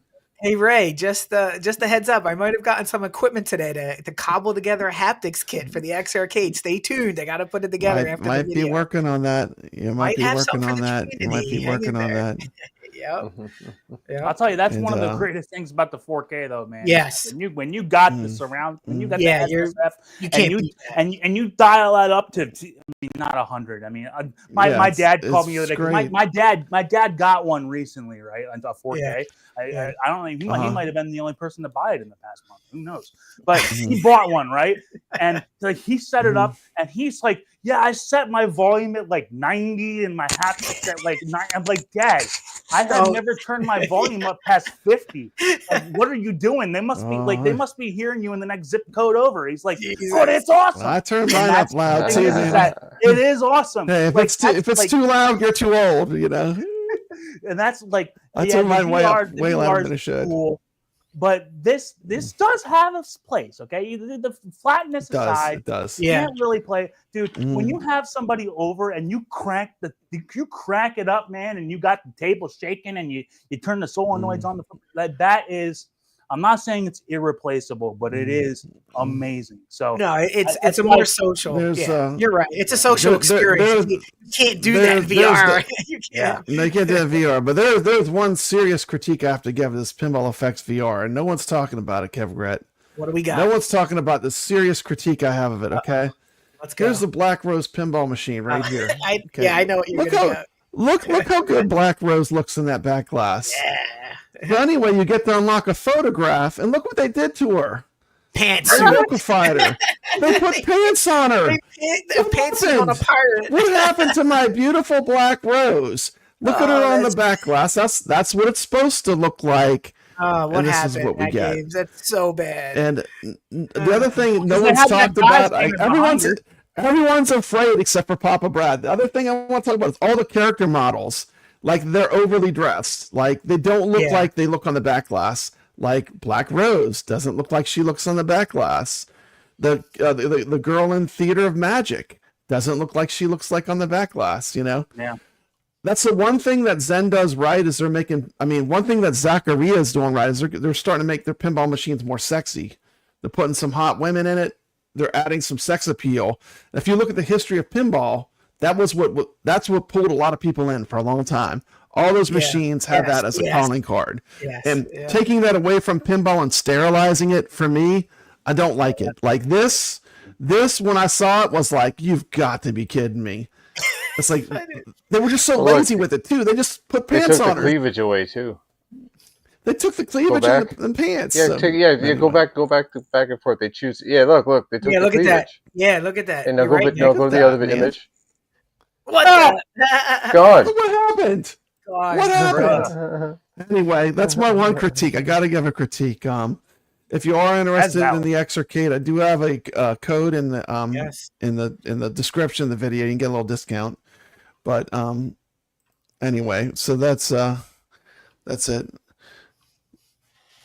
I'm trying to read the chat here. So let's see.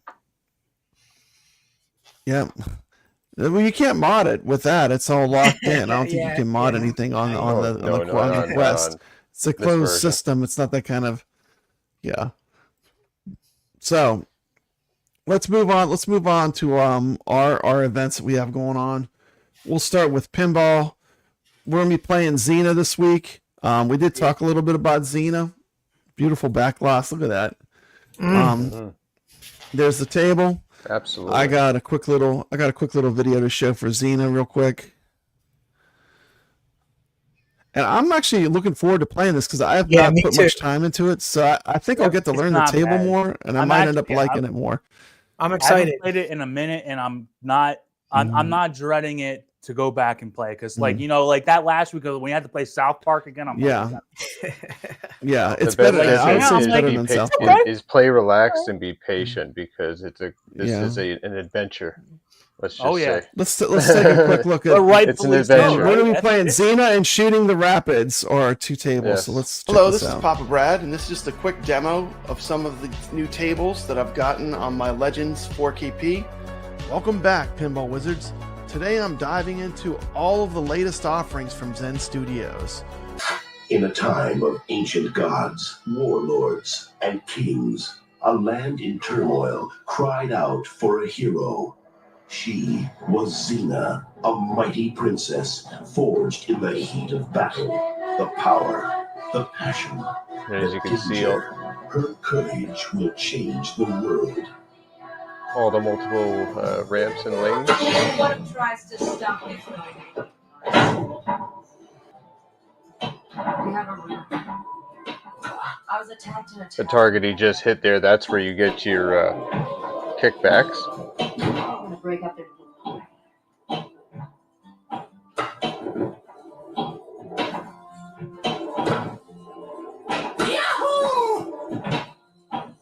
And both the ramps are connected to a mode, and you have to hit each of the ramps 3 times each.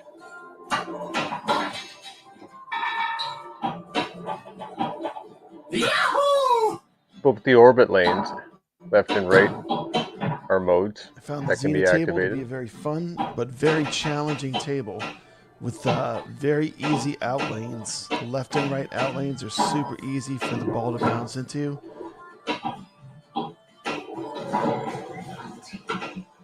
I'm gonna tap into that hard times.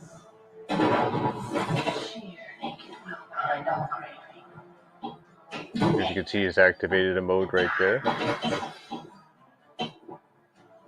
I'll become the face of death itself.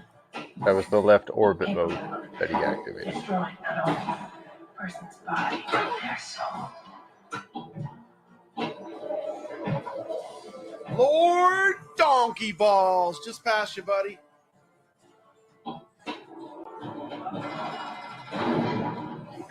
Your soul. If you complete your roll over targets, you'll increase your multiplier. Is a savage mistress. Yeah, what is it with you and holes, huh? Wake up. Okay. Fantastic. All right. Looks there good. was some Xena. I'm excited to try Brad, it. you're all. Yeah, your camera's on the YouTube. It looks You're on an inception of me there. Yeah, yeah, there we go. tomato Come on inception. back here. Come on back here, camera. Tomatoception. Okay. There we go. Okay. One great thing about that was, table, like what Nix was talking about there, when we were talking about the activated mode here, I like the different things that the modes have to offer. The modes it's not like the Magic Pixels thing where it's like hit this ramp, hit this orbit. It's like the one mode, like 1,000 drop 1,000 targets Legionnaires. pop up. You got to knock them out. I love that one. In one mode, you got to balance her on the thing, and you got to make sure that they all offer a little bit different, right? Nice. A little bit different of a mechanic, and that's why the modes are very well done in that game. So if you've never played that game, be prepared to have an experience, and it's a quest. Cool. And appropriately so with that theme, right? Like you should be going on a quest. I shouldn't just be trying to hit an orbit.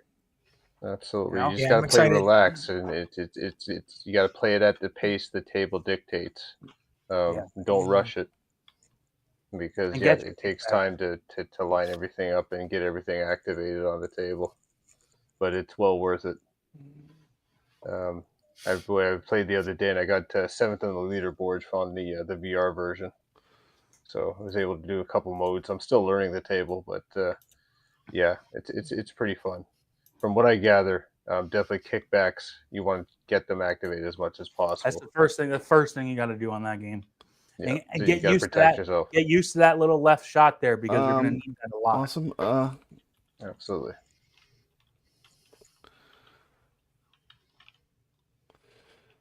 You're good, Brad. We can see. So you. I'm going to go ahead and Brad. put together a wheel of names for our names. tournament. If y'all could I'm going to make it full screen. Is there any way you could read it off to me while I type it in? Because I had to switch computers at the last minute. So let me pull that up. Let me present it. And if you could just read off the scores, that would be great. Either Nix or I nominate whoever wants to do it, because I got to type them in. Let me see. How do I do this? Present. Well, do you need Brad? Do you need the scores, or do you just? Well, I just do you need just someone need because the I'm names? typing. Okay. Okay. All right, I got you. Yeah, I'm pulling them up right now. No, Okay. wait a minute. That's not what I need. I need the I scored list. I can just pull it up on the phone I too. pulled up the wrong window, and I'm gonna type it in. Yeah. Well, we can show it. We might as well just announce it Okay. too while we're doing Yeah, it. show it. Let's do let's it. see. How do I go back All to right, this? it's giveaway time. Hold on a second. We got to get the names in there. Let me pull up the list. I got to switch this. Yeah, pull it up I and- guess, huh? Stop screen. Well, Brad, I can Present, I and can then pull I'll it up on type the. it while you're saying the names. Yeah. Okay. You can Okay, shorthand let me it too put it if up you so have they to. can see it. Okay. Sorry. I had to switch computers at the last minute. I scored. Here it is. Okay, here we go. Here we go. All You right. start. Okay. Is it up? Oh, did I No, get I don't disconnected? see it. Did it pull it up? Oh, what I gotta do this? You don't see it now. I see it. There we go. All right. How about now? So Clearly now. Now. you want to start with the medieval madness see on it the now? left? Yep, I see it. All right. So the Rexer show, Okay. which you're number 1 in medieval madness, Yeah, Brad, yeah, 725 second. million. Wait, one Oh sec. my god. Let me get Okay. That's the quite Rexer good, I show. would say. That seems, I got that Rexer seems a show, little that seems a Sacro. little high. Sacro, Nix, which you already have, TomatoGrass. Yeah, just read which, off the you know, names. he's a Rexer given. show, Sacred. Rich Mix, RICHMIXX. And then you have Papa Brad, which you're not going to enter. And then I can't see past that. So you just want to do. Okay, got it. Yep. So now let's go to the House of Diamonds. Yeah, Deluxe, just keep right? going. TomatoGrass, Chelada Love, which is new. Put him in there. Ballydern. Wait a House minute, there's a lot more. Hold on. Oh, yeah, I couldn't see that. Okay. Yeah, don't forget about There you go. Rainwater. Valley. Bird Wars. Okay. Like, yeah, there's a ton of people down there. Is it scrolling? Yeah, it's A lot scrolling. of people Okay. play Wait a Minimal second, I Madness. gotta hit the wheel. All right. So, So, I have up the GeForce- Rich Mix. Who is after Rich Mix? GeForce guy. Rich Mix. And GeForce guy. Yep. YOWYO. High scores on tap. High scores on tap. Then you have Ballydern. Okay, yep, got him. All right, high scores on tap. HSOT, yep, keep going. Ballydern, Ballydern. Then you got Herb Wars. Ballydern, okay. Herb Wars. Keep going. Biggie D. And then Rainwater. And it looks like there's more, but I can't see it. So Mrs. Nix.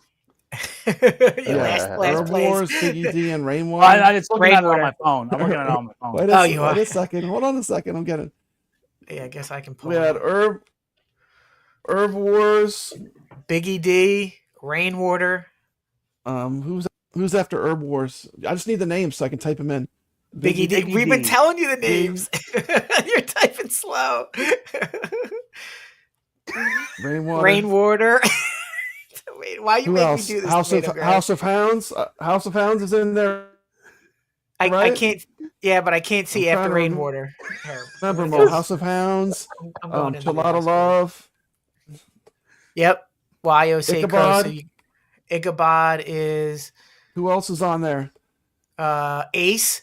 Get Ace in there. He's new. Let me scroll over here. I need Ace on there. Yep. Yeah. Scroll down the House of Diamonds in case we miss somebody new. In there? I don't see anybody new on the front part here. You're gonna have to go down. There's a lot more. Yeah. So wait. Let me see. I want to make sure I get everyone. I'm sorry. House, why don't you just read through all the names that you have, and I'll tell you whether you got them all or not.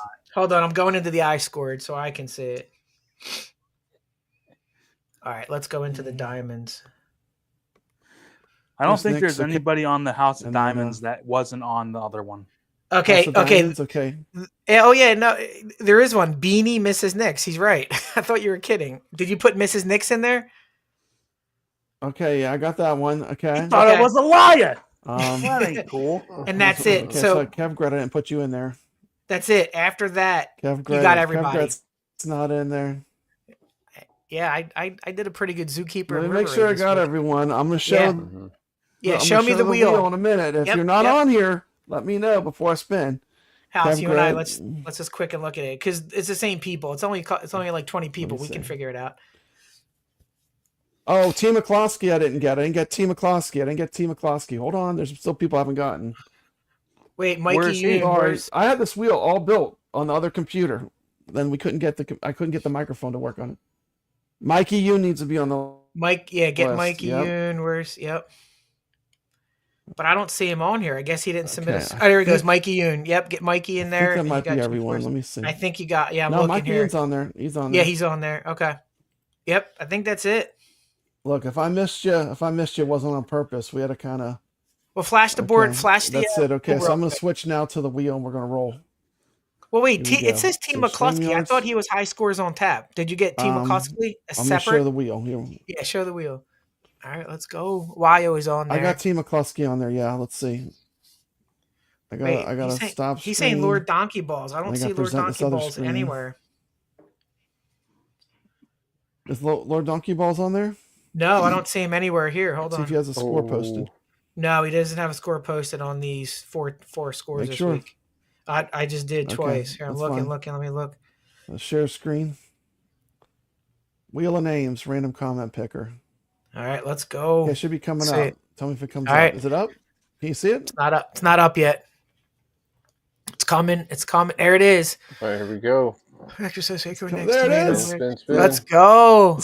Ace, Ichabod, Mrs. Nix. Yep. Everybody's there. All right, everybody. Good luck. Look for your names. Everyone on there? Oh, that's a crash. Yeah. Yep. Looks like House of Hounds. Yeah, I think you got everybody. Ace.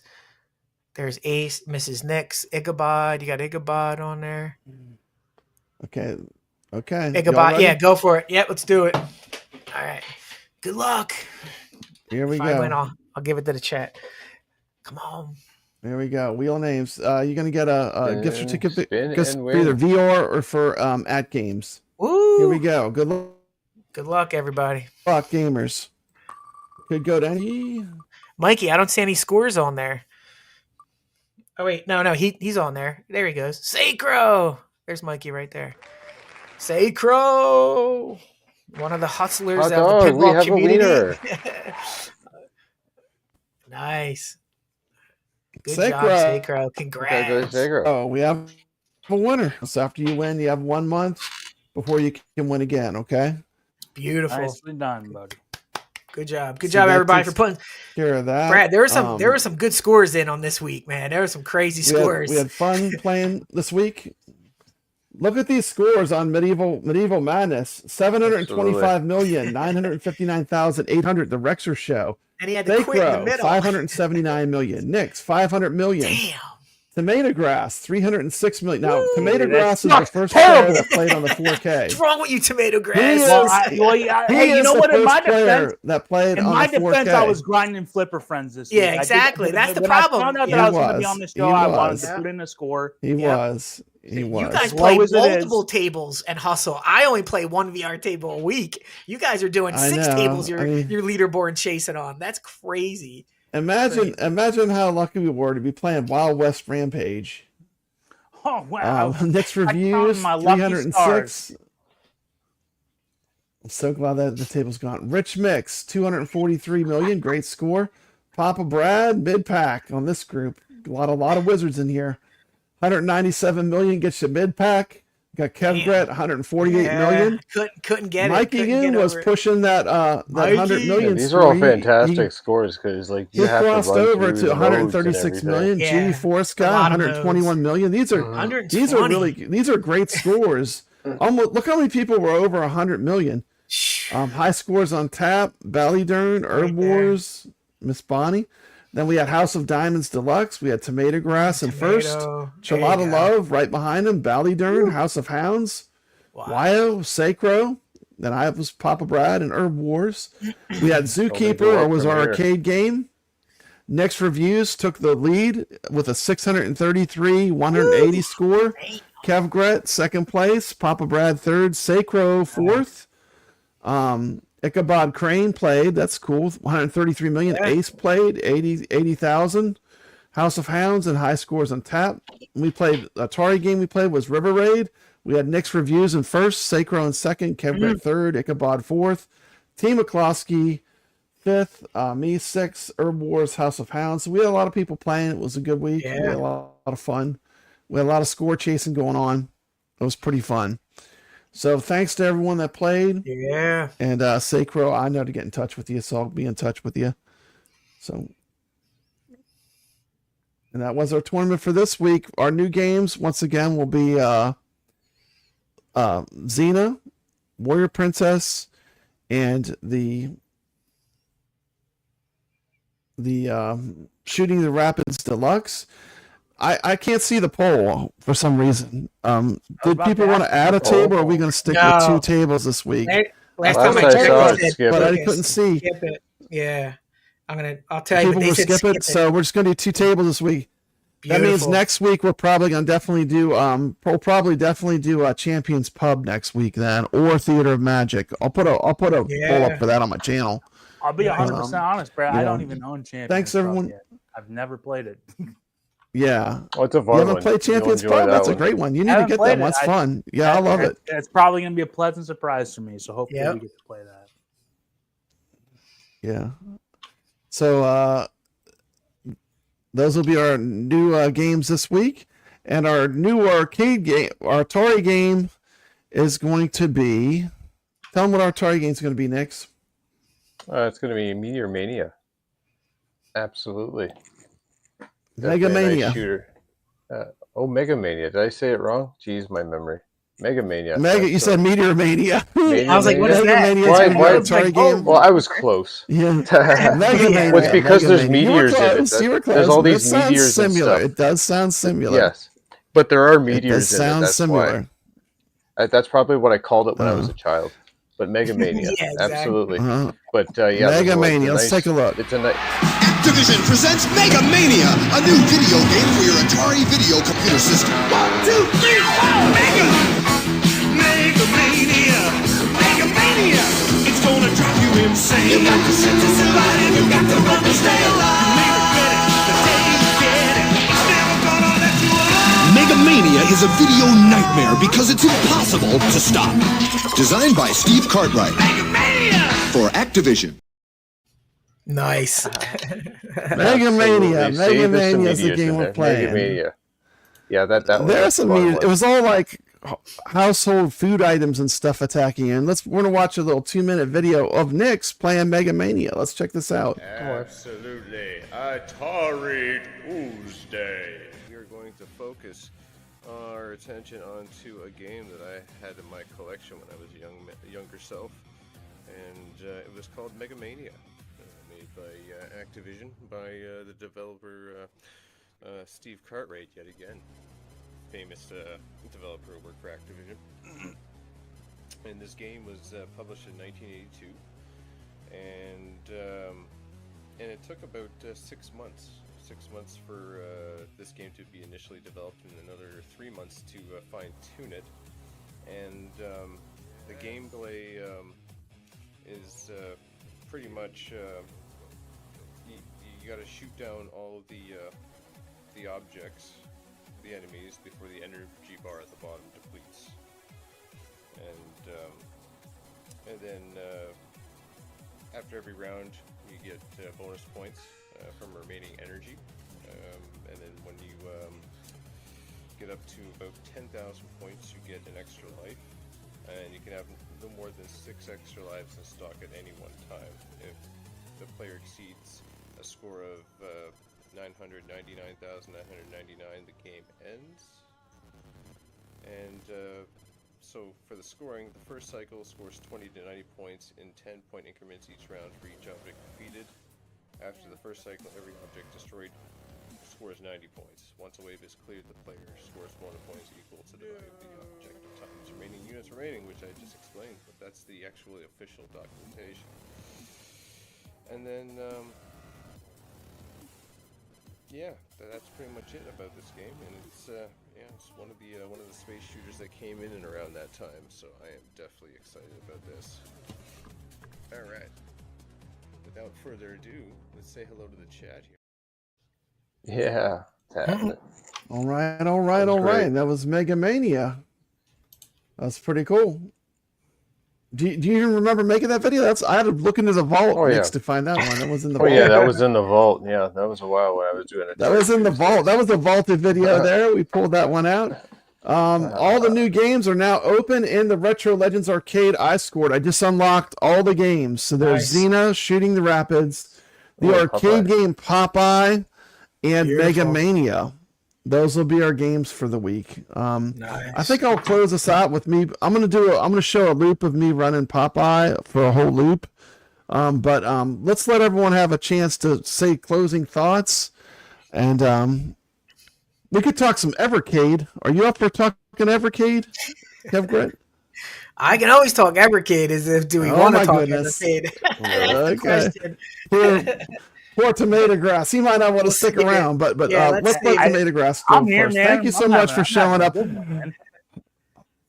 Hopefully, I'm not canceled from AtGames after this stream. We'll see if I'm still an influencer tomorrow. Just blame it all on TomatoGrass. Final straw. But well, I just want to say this. I want to say this. I do. Yeah. I want to say this. I do love AtGames. I do wish them success. I mean, we're just trying to think of ideas that might help AtGames get further down the road. Don't you agree, TomatoGrass? We just want to see him be a success. Yes, Brad. There is nothing that I've said that I hope diminishes the fact that I love AtGames and I love this product. I do. I love my pinball. The fact that I'm critical of some things is not because I just don't like them. It's because I really want them to succeed. Okay.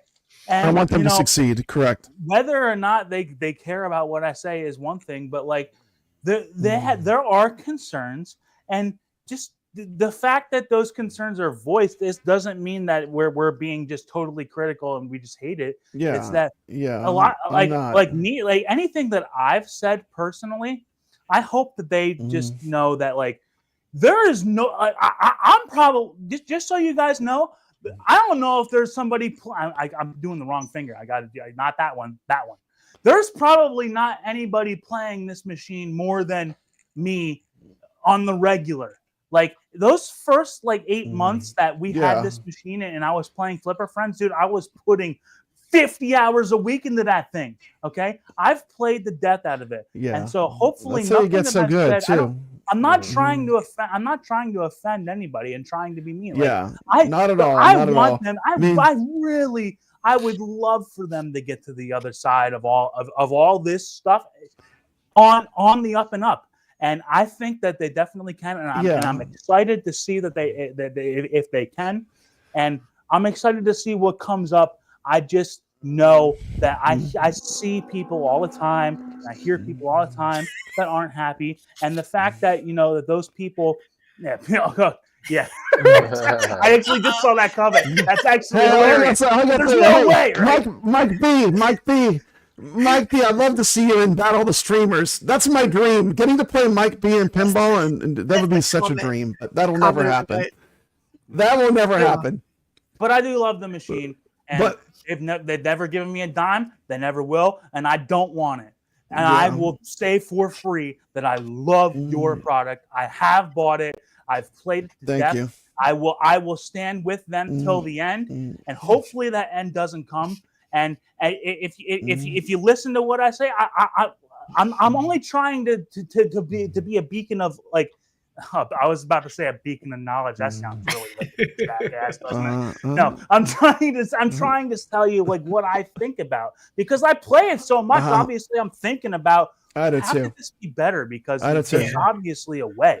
So I just want to point this out too. Like everyone that's playing in Flipper Friends, you've got a double dip. You've got an instant way. Literally, you pull out your phone, take a snapshot, and you're in the Retro Legends Arcade Tournament this week. 2 of these games are in Flipper Friends for next week. So I could not make it easier. If you're an AtGames Pinball player, you want to participate in our tournament, literally pull out your phone. You're going to play these tables anyway. Shoot a snapshot on your phone, and you're there. It's pretty easy, isn't it, TomatoGrass? There's nothing to it. And I will. You're going to have to play these. I'm going to wrap up in a couple seconds here because I was going to say yes. Thank you for doing this because I like playing Flipper Friends, so I'm going to be playing these tables anyways. Brad, I appreciate you putting this tournament on. Thank you for having me on and letting me talk. You don't just turn my mic off. You don't just be like, okay, well, we don't want to hear. No, I don't turn you. No, you're welcome to talk on this show. Thank you for doing that. I hopefully I didn't make anybody too mad. If I did, sorry. Okay. But thank you very much for letting me come on here. I love coming on here on Retro Legends. I love watching it when I'm not here. And thank you for putting this tournament on. I can't wait to post a score. I'll be there on Flipper Friends. I was there what was it, last night at 2 a.m? I was there. Yeah, because there's some grinders out there, and I'll be there. Thank you for lining this up this week because that'll make it a little easier.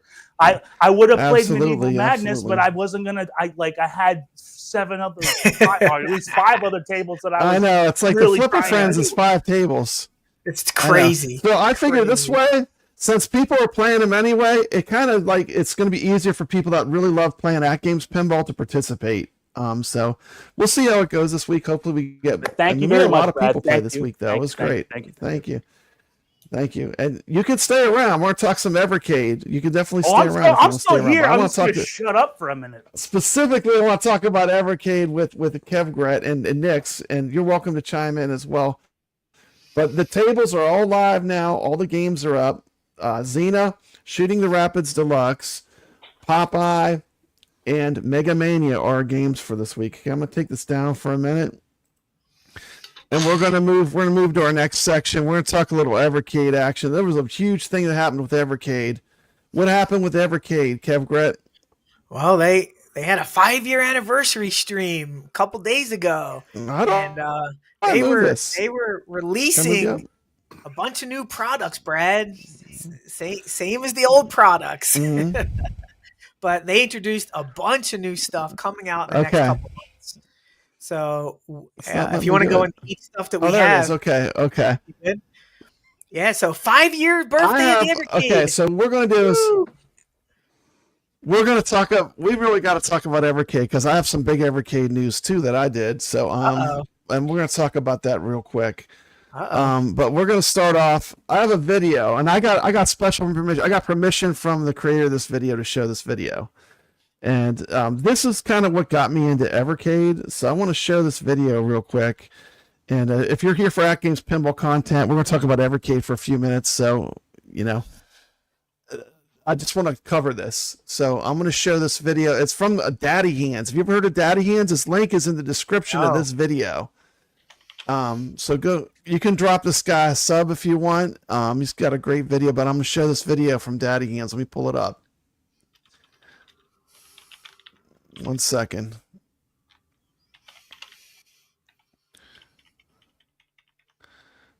Do I not have it? I might have to do it a different way.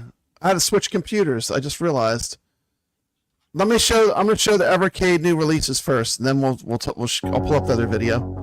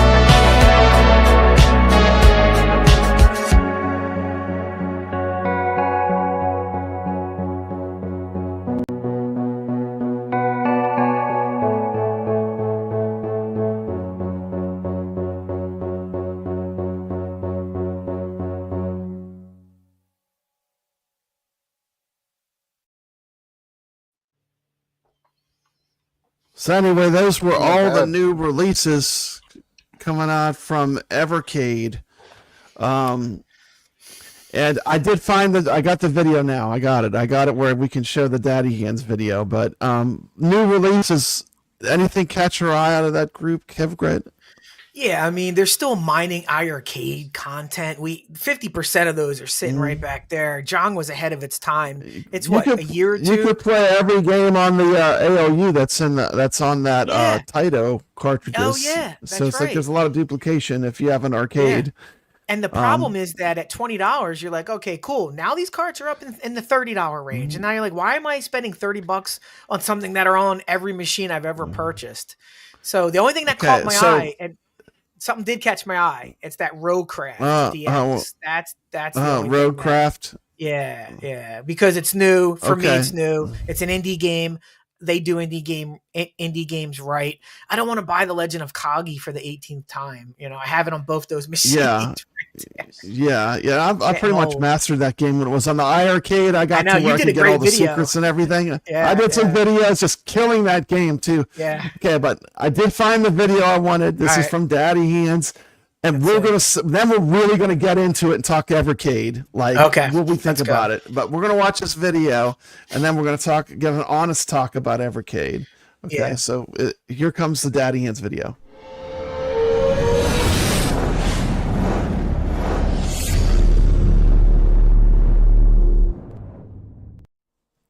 What's up everyone and welcome to the channel. Today I want to be going through my complete Evercade collection and letting you guys know whether it's worthwhile collecting the full collection in 2025. Without further ado, let's get into the video. This, with the exception of Full Void Special Edition, is every Evercade cartridge ever released. I've hunted them all down from the first Namco carts to the limited legacy editions. And after hours of gameplay, shelf rearranging and a lot of wallet damage, the big question is, was it worth it? Today I'm going to dive into the highs, lows and essential must-haves of Evercade collecting.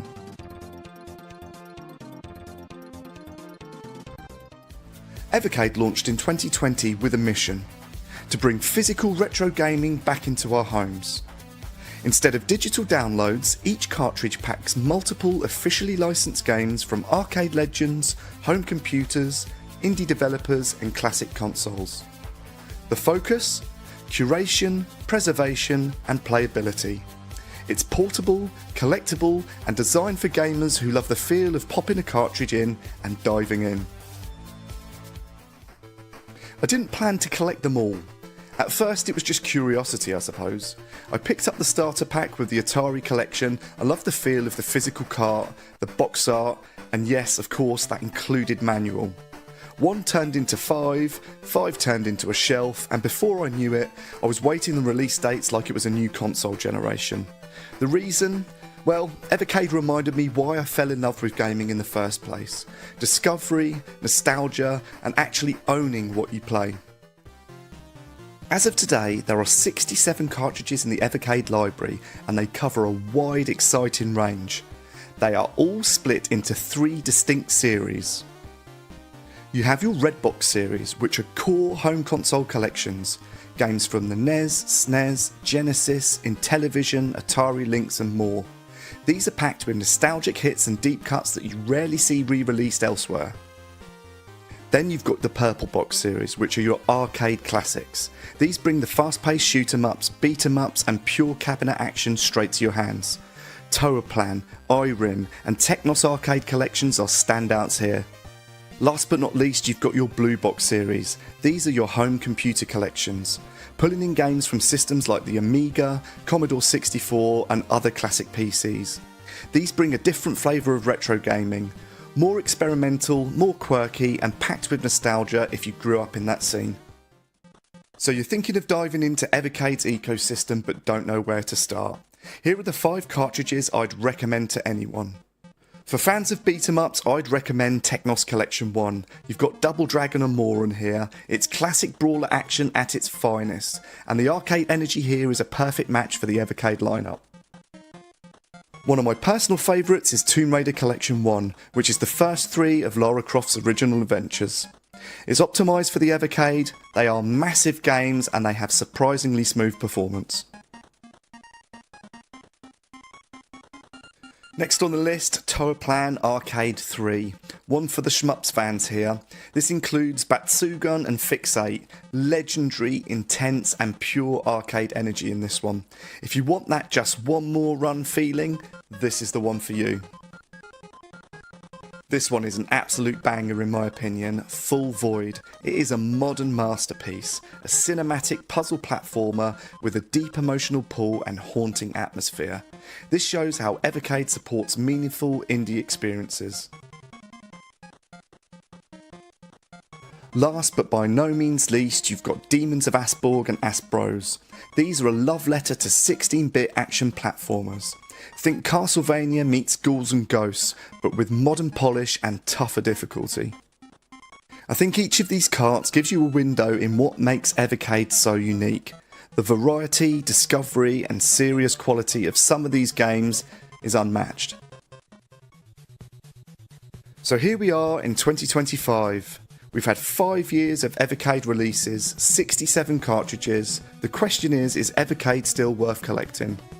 Well, if you love physical media, retro exploration and curated collections, the answer is probably yes. Evercade offers something you don't find anymore, a physical gaming experience that feels both retro and new at the same time. New releases continue to hit and the system keeps finding fresh ways to surprise me. That said, if you're only chasing huge AAA names or cutting-edge graphics, this probably isn't going to be your scene. Evercade thrives on the niche appeal, and that's where the magic really is. But not everything smells of roses here. I must admit, there's probably about 550 games on all of these cartridges thus far. I would probably say I like 50 of those, realistically. The rest of them are either shovelware or just do not hold that nostalgia for me. Now, of course, everybody is different. They will have different thoughts about these things, but that's my personal opinion. Now, of course, for everyone, not every cartridge is going to be great, but for me, the worst culprits are the Atari collections. Now, I didn't grow up with Atari, I hold no nostalgia about them at all. And personally, I think anything prior to the NES is probably not worth playing if you haven't played it previously. They just don't hold up well today. So was it worth collecting every Evercade cartridge? For me, without a doubt. It's not just about the games, it's about preservation, discovery and celebrating gaming history. I've played titles I would never have found otherwise. Some were good, some were bad, but the experience is so much richer for it.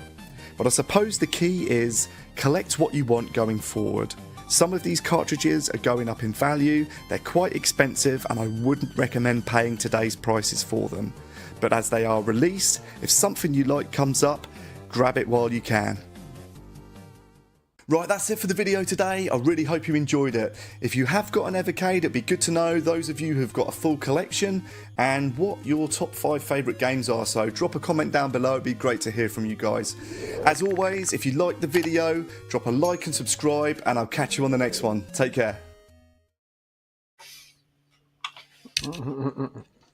Okay, there we go. That was, is it worth collecting Evercade in 2025? I put a poll up on Papa Brad's Gaming. Please vote in the poll. Do you think it's worth collecting Evercade in 2025? A lot of stuff has changed, and we'll start with someone. This gentleman sometimes calls it Nevercade, and we'll start with Nix. Now he's going to have the harshest opinion, but we'll start with you. Why do you call it Nevercade? Well, it's just, like I said, a majority of these games that they offer, I can play elsewhere on various devices than my PC. And the talk of physical media, I can put it on an SD card. All right, there's my physical media right there. So I don't understand the whole hubbub over all this stuff. And the interfaces that some of these emulation things have are good, and I enjoy it. So that's not really appealing to me with if that's something that's special about what it offers, and the fact that these games carts are costing $30 and stuff like that for games I can just download for free. It's just for me, I'm just throwing money into the fire if I were to get into this, and it's just like this FOMO, fear of missing out, because they purposely discontinue carts. there's certain carts you can't get anymore, and now you're at the Yeah, risk of secondhand market. They don't call it purposefully discontinued. They call it, they become legacy. They become legacy. Yeah. Let's let kevgret have this now. Oh God. There's one thing. The people at the top, we both have complete Evercade. I have every cartridge. I literally have every cartridge on the Evercade. No way, we're gonna let everyone have a chance to speak. But a few things have changed recently that are making me very unhappy with Evercade. I'll let kevgret go first because he's a huge Evercade collector as well. So we'll let you go first. So I have a full set as well. And the question that gentleman posed was, in 2025, is it worth collecting or going for a full set? And the answer is no. Not in 2025. Not the current state of Evercade. You can't order these carts in the United States. I have to order in the UK, but they stopped taking my order because of the tariffs. So where am I supposed to get my carts? They want me to pay the tariff at my local post office, which if you guys go to a post office, go in there and tell me who works in there. It's like 80-year-old people who want to retire. They have no idea what these tariffs are and how much they're going to charge you. So I canceled my order for the last 2 carts. Unless they get U.S. distribution, I am not buying any more Evercade carts. I'm also tired of the collections they're putting out. Like Nick said, we have all these games multiple times. The reason that I was so enamored with the Evercade was the cheap entry point. And some of these games I don't have. Well, now they're on a run releasing games that we have on the iArcade. They haven't gotten past the iArcade releases yet. Get past it. Here's my thing. Yeah, they're moving away from indie games, like the cool games, the quirky, weird games that you couldn't get anywhere. That was the coolest part of Evercade. Yep. And they're moving away from doing these kind of I don't know what you would call them, but like I call them retro modern games. Yeah, those are my favorite types of games that they had on the Evercade. Xenocrisis, it seems Tanglewood, like Alwa's Legacy, Cathedral, all the full Cathedral, the games that are the indies, And here's something else that nobody's bringing up, nobody's talking about. They got Neo Geo games, right? You're like, Neo Geo. Yeah. Why are they splitting up? On any of these arcades can play all those games right now. I could play every single game on that cart. Every one of them. Right now on this thing. But here's the biggest problem with this Neo Geo cart. Why aren't you putting all the Metal Slugs on one cart? The Wii did it 20 years ago for $10. You're telling me I have to buy 6 carts to get all the Metal Gears? Get it? Like what? They're stretching it out. Yeah, they're stretching it out. You're not curating. They're stretching it out. So stupid. I see right through it. They're drip feeding it. By the way, that is an awesome neon tomato. That is fantastic. That tomato, I just can't stop. It's like I gotta make it full screen. That is awesome. Look at that. That is great. Anyway, TomatoGrass, man, I like that. That's awesome. So anyway, here's my problem with it. Like, I don't want to have to go to the post office to pick these cartridges up. I mean, I'm not lazy either. The thing is, what do working people do? Like, the post office is, by the time I get home, the post office is closed normally. I'm off for the summer right now. Yeah. It's just not a practical thing for me. And they took something that was very practical. First of all, when I started collecting Evercade, the cartridges were $20. Yes. And I felt like for $20, I was getting a lot of retro gaming goodness. I mean, there was a lot of retro games, and you always discovered a few that were fun and that you'd never heard of.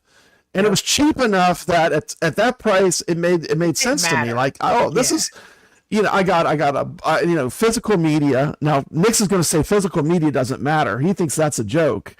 Because it's really just ROMs on there anyway, right? I mean, that was your argument with me, Nix, all the time. These are just ROMs anyway.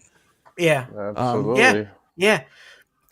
But you're getting it in a shell, you're getting it in a box, you're getting a manual, and they do give some, they do curate the games well. The games in general. But here's something too. 2 things about what that guy said. He said, we are game preservation. What are we preserving? These games will never die. Like Nick said, you can put them on an SD card and you'll never lose them. So the whole preservation aspect, that's garbage. And then the other thing that he said interesting was, did you guys pick up on it? He said out of the 500 games, 10% were bangers. 90% were garbage. 90%. That's why they were still in the plastic. I saw it. Well, he looked like he put everyone in a sandwich bag. Yeah, he didn't even open them up. No, but here's the kicker that nobody talks about. The C64 carts are unplayable. I don't care what people say. There's two Intellivision carts, unplayable because you don't have the right control to play it on. So out of the 500 games, he says 10% are playable, and then he still says, "Oh yeah, it's still worth collecting." Why? 90% of your money. Well, I will say this. I will say this. Like the Atari for me was fun. Like I did enjoy the Atari collections, like the collection with Berserk on it, and that's. But I'm from that era. Like for me, I love Atari stuff. So I would love Atari any way you cut it. I'm gonna love Atari because Atari is that's something I'm really into. That's kind of my jam, right? That's why we have the Atari games. Yeah. In our tournaments every week, I'm picking the best ones, but you know. My point is they've made it less practical. They took something that was practical and affordable, and they're making it impractical and more expensive. And that's my opinion. And Brad, go back to those two Atari carts. They had 20-something games each. Do me a favor. Go look at your last 10 Evercade carts. Tell me the max games that they're putting on here now. 8, 6. It's like not as economical. Some are 1, some are 2. And he said he didn't like the Atari carts. The 2 are my favorites. You have some great I love games the Atari on there. carts, but you got 7,800 games on there.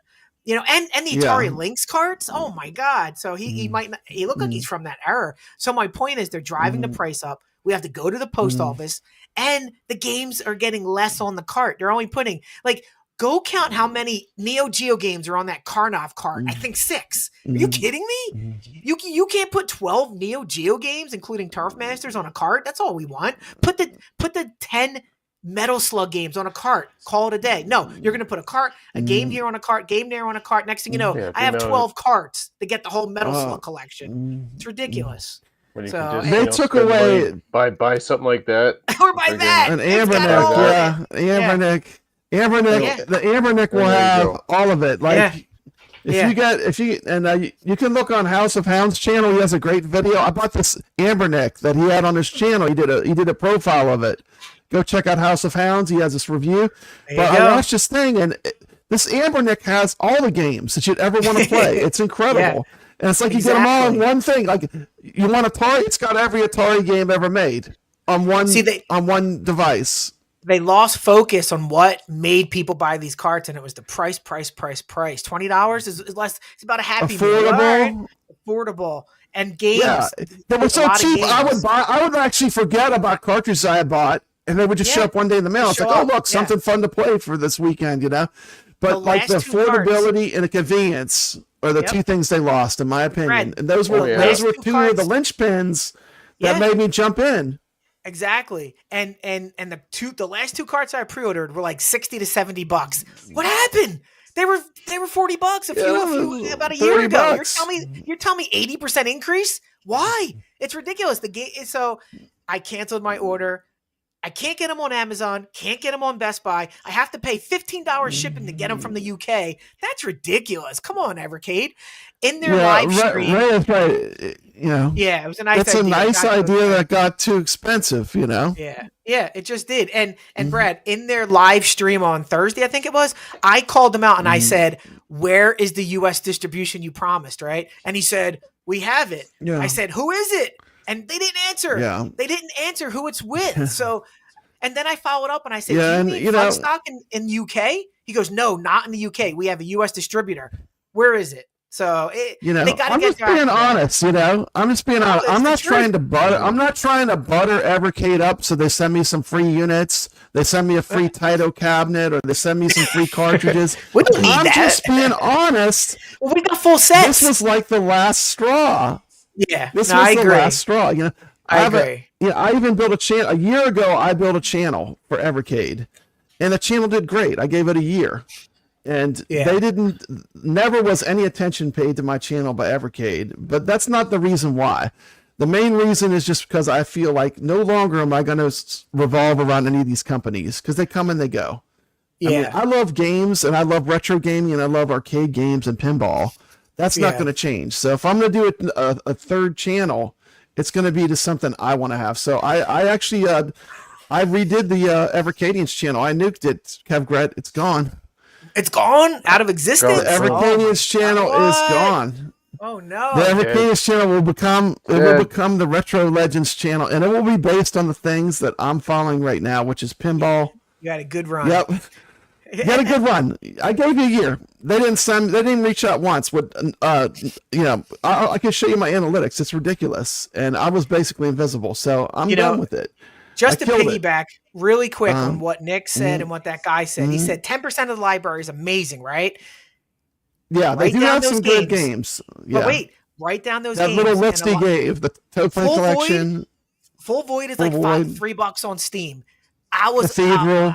Awakening, $3 on Steam. Just write them down and go get them. Then you can save $60 and play it on your PC, play it on your Steam Deck. You know, these games are like 6 to 7 years old that are coming out. And so it's not brand new top of the line. These games are discounted on Steam for pennies. So if you really want to play them and support the developer, go buy it on Steam. Yeah. No problem. It's $35 now, $30, whatever. It's crazy. It's crazy. I would say if you're in the Evercade in 2025, don't get the full set. Buy the cart you like. Just don't get addicted to it. Cherry pick it. Pick the ones that are affordable. Get the ones that just the ones that are affordable. Just the ones you want. You know, is it time to let the addiction go? Is it time to let the addiction go? I canceled my pre-order, and I was like, should I do it? Like, I can't support it. This to me it's anti-consumer to me too, because it's like, look, I don't even care if they're going to charge me more. Charge me the $3, whatever the tariff is. Charge me when I order the damn thing, so I can just have it shipped to me. You know, when's the last time it was kind of a slap in the face to me You shouldn't have to. You should never have to do this. The post office is terrible to go to. Terrible. It's terrible to go to the post office. I mean, and they can charge what they want. The post office, but let me tell you, it's not an efficient place. You know. No. And then you're gonna get there. You're gonna be like, Ray Latory says. That's the problem. We're in too deep. It's hard to quit. It's hard to quit. We're in too deep. Kevgret, don't judge. Don't judge, Kevgret. Don't judge. Oh, ouch. Oh, man. I can't believe it. Hey, man, Brooklyn Menace did that, and he had to get the shirt, too. He had to get the shirt as well. Brad, that's $64. And I just hear people with the Evercade Alpha, they're like, should I buy another Evercade Alpha because it says Taito on it? No. And I'm like, the Evercade Alpha was like it was a C, you know. It could have been good. They didn't push it hard. Like, it could have been great. No. They should have done something way better than what Arcade 1-Up did. They basically did exactly what Arcade 1-Up did, but you could put an Evercade card in it. And now they're pooping out more of these and taking the Arcade 1-Up route. These are no different than the first release. All the games are on the carts.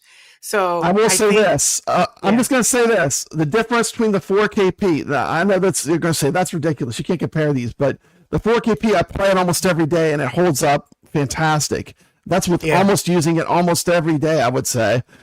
Yeah. And my Evercade Alpha, the little bit I've played on it, I mean, I have stickers peeling off. It's just not holding up either. Yeah, my handheld broke. It's just, so it's like, I don't know. I mean, Ray Latory's right. It's hard to quit when you're in so deep. You know? I got a complete collection. I'm almost like, man, that's like, I want to let go of that. You know.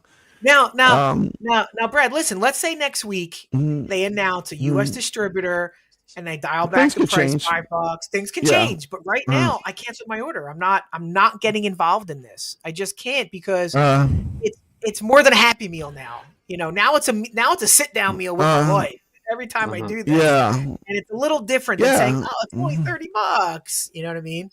Yeah, $30 is a lot for the kind of games they're giving you. You know, it's like these are old games; they should be cheap. Yeah, you're not getting this. I mean, and the last show we did, actually, I'll make you full screen. Next games are getting too expensive. $90 for a game. Who can afford that? I can't afford that. I can't. So I'm not. I mean, $90 to buy a game. Yeah, they can keep it. That's what I'd like to say. Good luck to all you Switch owners. wait till all the sticker shock next week with all you Switch owners paying $80 for Donkey Kong. Well, it's expensive for me in Canada. I mean, it's $6.99 for that bundle with Mario Kart. That's crazy. Absolutely right. crazy. And then I got to pay 13% on top of that for the provincial tax where I live, so that pushes it close to I had to $800. I had to switch where I'm streaming from because my mic wouldn't work, Jeff. So I'm just roughing it tonight. But yeah, they're pricing people out of gaming by what they're doing, in my opinion. I mean, I think that even the Nintendo, I think they're gonna get the early adopters that are gonna get it, but long term, I don't see a lot of working class families buying $90 games. No, I mean it's just the price point is very high. I mean, and that's just my opinion. I'm not getting the Switch, and I have no intentions to. There's nothing on the Switch. People don't understand this, Brad, and I keep trying to make this point. If I go downstairs right now, pull my Wii U out, right, and I play Mario Kart 8, I guarantee it'll be a new experience to me because I haven't picked that thing up in years. And it's like, we're so quick. And Mario Kart. It's this new Mario Kart, same as the old Mario Kart. We're so quick to leave a pile of games and go play the new games, which are basically just tiny bit of iterations on the old games. It's like, what are we doing? You're going to pay $80 for Mario Kart World, and it's the same crap. It's ridiculous. Nintendo lost their mind. We lost our minds. Are you getting the Switch to TomatoGrass? Is that something that interests you? Getting a Switch 2? I'm sorry, your mic's not on, bud. Okay, I had to go to my AirPods. It's probably going to sound like complete dog crap. It's not bad. Oh, it's okay. You can hear me, right? It's not bad. Yeah. Okay. Switch 2. So I am not a day one purchaser. Yeah. And I'm going to be 100% honest. I bought the Switch 2 years ago. How long is that? 8 years out. It's been out, decade into the freaking life. Well, that's why, y'all are talking about Mario Kart, bro, Mario Kart 8. That has got probably another couple years. Yes, 5 years, 10 years. Exactly. It was a perfect game. Yes, I still play that with my wife. Right. Yeah. Even the original, they did the Mario Party, they just did Mario Party Jamboree, not that long ago. But the Superstars before that, first of all, I think that's a better game. They didn't even need to make Jamboree. The games. The thing about Nintendo is they make games that are generational. Yes. Right. Yes. They make games that are built to last. They're not like the Call of Duties where you got to buy a game every year. Yeah, Nintendo is more. That's my point. More where they're making games where you can buy them once, and I'll play Mario Kart 8 with my wife for the next 15 years. That's my point. That's why there's no rush for me to go get Mario Kart World. Exactly my point. Once again, I'm just gonna say one more time: if you're into retro games, check out this. And I don't have any stake in this. I just bought one and really like it. But this Ambernic that House of Hounds reviewed. Here's a link to his channel. This thing is amazing. It has a ton of. I couldn't believe how many games are on that Ambernic and how good they play. It's a lot of fun. It's a great little device. Check it out. I was shocked. That's my first Ambernic. I think Jeff, you've had one for a while, huh? Yeah, it's actually it's great. It's nice. I know why he's anti-Evercade. He's got the whole library. Oh yeah, you can play everything. He's got everything they got on the Ambernic. Yeah, it's fantastic. Yeah. Oh yeah. And it plays good. Yeah, and the one I got's a little bigger. It's a newer one, but I mean that works really good. So I mean, if you're into retro games, I'd definitely think about getting one of those. And the best part, kevgret, you don't even have to do anything. It's all on it. It's all on it. Looking for ROMs. There's nothing. No. You just press power and you have them. Yeah. It's no aggravation. Exactly.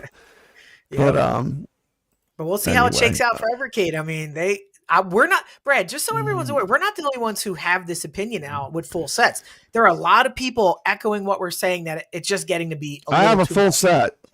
I have a full set, so I'm not going to break it up just quite yet, but it really left a bad taste in my mouth, though. The whole, they really have a lot to, they got a lot of backpedaling to do to get me back as a fanboy, Evercade.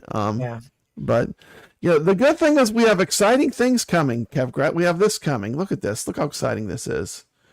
Man, this is amazing. Look at this. What? This is nice. Look at that. Is that the Intex Switch stick? That is nice, huh? That's we the got some Intex cool stuff switch coming. stack. Yeah, that's cool. Would you rather have this or this? I'm just asking. Would you rather have that or that? What looks better to you? Let's take another look. This one here. That is that's coming out, or you get this one here. No, I'm kickstarting that Viper immediately. The Viper, yeah, it does look pretty nice. It looks pretty nice. Remember the G.I. Joe episode? The Viper. 2 episodes. You remember that? Look at that. They got the big screen, or they got where the screen rotates. That's pretty cool. I know. I'm still excited about the the Viper FU. You know, it looks pretty amazing. Yeah. You know? Looks like we're getting that next month as a Kickstarter, I believe. I don't know if Glenn talked about it on his show tonight. So it could be coming. The Kickstarter could be coming. So I don't know. But it's not coming. It's not coming anytime soon, kevgret. This is not coming anytime soon. We're not getting that. We're not getting that. That's not coming out. They just push that mug up back to October. That's not coming out anytime soon. Why? We're not getting that one. We're not getting that one anytime soon. Man. What about WrestleFest? WrestleFest is going to save the community. Where's WrestleFest? Basic Fun. Where is it? Come on, Brad. Show me. Hey, man. Look. These guys, they got it all figured out because they know what sells. This is what sells right here. This is where it's at right here. There you go. Hello Kitty. That's what sells. Save the company. Here's the thing, like if you have a multicade, you can go buy this Ambernic for under $100 probably, and you can play every retro game we're ever going to play on my shows. You can probably play all of them on it, honestly. Yep. And that's all you would need. That and maybe a pinball machine or a PC to play pinball, and you can participate in the tournaments. You know, or Switch. Yeah. But or Switch. You know. Yeah. But you know. So anyway, that was my last topic. It was my last topic. Was just I did feel like I had to talk about the Evercade. You know, this show went on way longer than I thought it would. We're at 2 hours 45 minutes, but I felt like I had to. You know, the Evercade. It will be the Retro Legends channel. Once it's fully monetized, we'll push the show onto that channel. But for right now, it's just going to show on all 3 channels. If you want to watch, it doesn't matter which one you watch on. I'd like to thank y'all for coming on. Any final words? Thanks for having me on, Brad. Words? Thank you so much, Brad. Thanks for having me on. When TomatoGrass is on. Love it. Next. I got to be on a stream. It is an honor. That's the thing. Finally. I know. And we love TomatoGrass here. I mean, here's the thing, I respect the players, the people that are playing the games. If you're putting the scores up on the leaderboards and you're a gamer, I have maximum respect for that. And TomatoGrass is truly a leader. He took it on his own shoulders to start a tournament called the Beautiful. All the streamers to get people a place to compete head to head. And once again, talking about my leaderboards, they're just for fun. If you really want to play seriously, you play head to head against the person live. These leaderboards are for fun and just for friends to score chase for fun. This is not a hardcore, we push each other, but it's just for fun. Okay. Yeah. And I'm just going to keep it at that. But but maximum respect to you, Brad, for just, putting this on and letting me be here. Hey, you know what? Yeah, I love having you. And I'm great. I'm so grateful that you let me come on here and just talk and say whatever I want, even if it's bad. We're here to have fun. I always have a smile on my face. Have you ever seen me angry, TomatoGrass? Have you seen me angry or bitter, shaping my hand in the air in anger? Have you ever seen that? Have you ever seen me like this? I haven't seen Have you seen me like this? Is this how I look? Is that who I am? I don't think so. I don't think that's me. But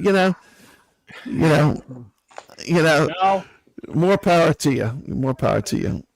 But love it. Anyway, but thank you, man. I appreciate it. Awesome. Next, tell people about your channel, where they can find you. You can find me. Let's get Nix to 500. Let's get Nix to 500 subs. Get 500. Let's go to 500. We're climbing. We're at 312 right now. Absolutely. So, Nix, 500. If you want to get the 500, go into the Zen Discord and put that you're streaming these tables, and those guys will come to your channel. I put the link in Brad's Discord today for you. Get in there. They all know you, and they'll come and watch your tutorials, no doubt about it. Oh yeah, absolutely. There's 4,000 people in there. Yeah, those people are pinball players, and they know the people. They know who's playing those Pinball VR players. leaderboards. Yeah. I'll tell you, this guy's a pinball player. This guy here, he plays a lot of pinball. This guy, he is a pinball player. You know, I love it when he streams AtGames Pinball. Nothing makes me happier than watching this gentleman play. He is such a wizard. So I'm glad that we have him. You know, and on that note, I think I'm gonna send us out. Yeah, rock it out. TomatoGrass like, I'm not coming on. Yeah. You put me in the on the leaderboards. I'll tell you what. I'll tell you what. I'll put up $100 in prizes when Nix gets to 500 subs on my channel. I'm gonna do a giveaway. Let's go. I'll buy $100 worth of prizes to give away to the community for Nix, because Nix is a gamer. If you want to watch someone that's a gamer, go watch some of his streams. He is a gamer. I'm gonna throw $100 of my own money for Nix, and you can have a giveaway, because he always says, "Why does everyone get a giveaway but me?" I'll do a giveaway for you. When you get to 500 subs, we'll do it on the show right here. Oh, nice. All right, and that's We'll get you there. that's Cool. it. I'm gonna send us out with some Popeye. Let's We're gonna go. watch one loop of me playing Popeye. Here we go. Wait a minute, I gotta find it. I'm on a different computer. I don't have my microphone. I'm sorry. This is not my streaming setup. I'm just roughing it. This show was. I did so much playing, it just did not work. Still Okay, pulled let's it see. together, Brad. You still pulled it together. We pulled it together. We did have. We still had a show at least. We did it. Where's that video? This is it. Okay. There. Oh my God, this is painful. Oh, it is. I can't find it. Pull that Band-Aid off. Okay, here we go. Stay legit. I remember being a lot better at that game. Let's bring in Papa Brad.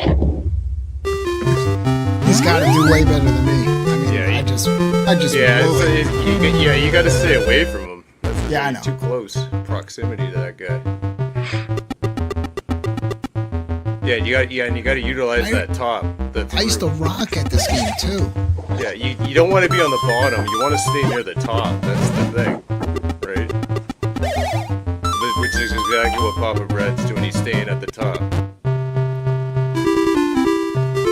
Collect those hearts. The thing is, you can let the hearts get to the bottom, Brooklyn, but if they get into the water, that's when you run into trouble. So you want to try to collect them before they get into the water. So you have until they fall into the water. I almost collected no hearts. Yeah, because you have to stay away from him. And look, he got him. Oh, you should have punched that bottle. You could have got more points. Punch those bottles, yeah. But now he's gonna get down. Now you gotta get down. Now you gotta get down. We switched over the four-way. And now when you're underneath him, you don't want, because he does that. You don't want to be caught underneath him. And you don't have the pass through, so you have to be strategic in how you get away from him when you get down that low. You essentially have to really run away from him.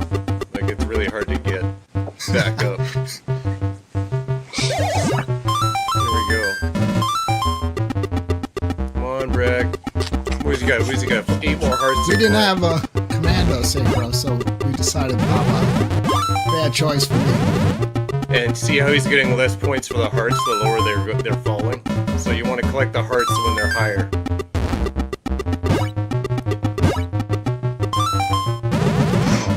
No. Okay. Good. Alright, you gotta get back down there, Brad.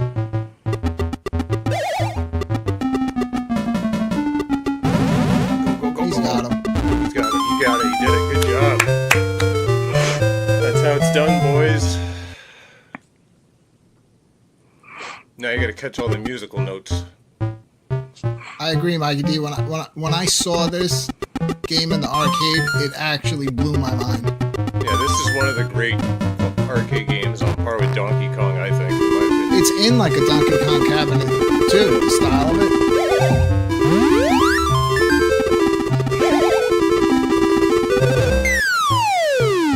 Yeah, when I first played this ever on like the Nintendo version of it, I fell in love with it. It's addicting gameplay. The level variety is nice. And the score chasing, because it rolls over and over until you just lose all your lives. I played this first on the Atari 800.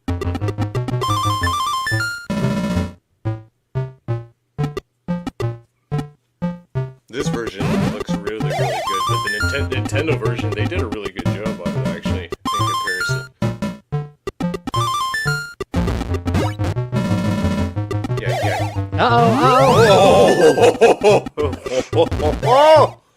Oh, run.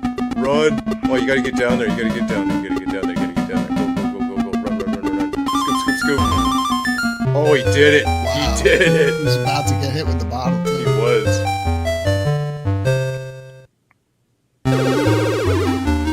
Oh no, this is a fun one.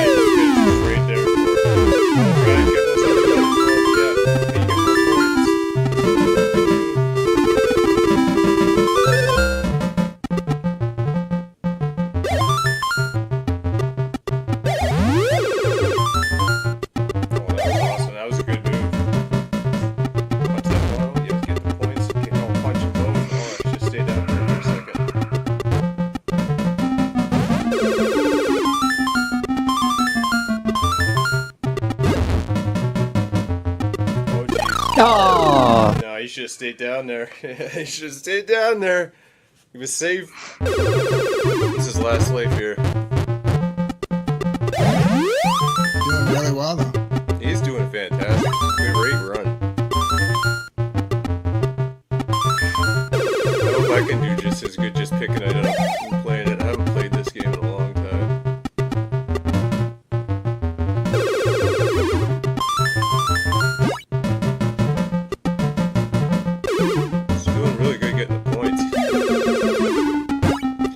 See how you don't really have to rush to get through the level? But like he's getting those points off hit that vulture. 1,000 every time that vulture comes down. Bang.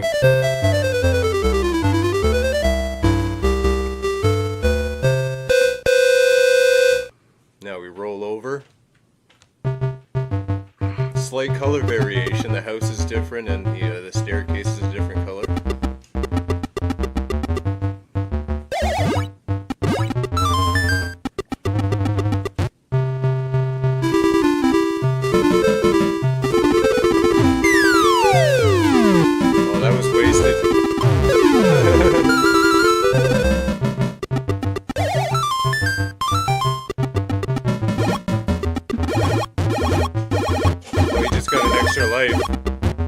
Nice. He's having a fantastic run. You almost did as good as me. Wow. Nice escape. Oh no. Oh. What happened? Was there something in the water that got him? No, Brutus. He got punched from the top. Yeah. No, but he was out of range. Like that must have been like right at the very edge of the hitbox. Oh man. I thought he escaped that.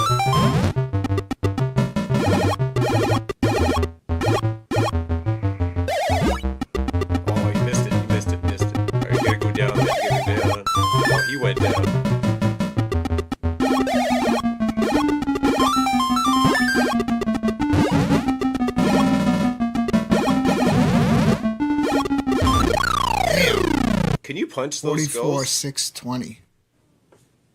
Good job, Brad. That could have been a saving grace if you could punch those skulls. That is the score to beat. Who wants to try to top I'll try. that? There you go. There was the gameplay of Right Popeye. I got a super chat from Ray Latorre. Thank you so much. This is for you, Ray.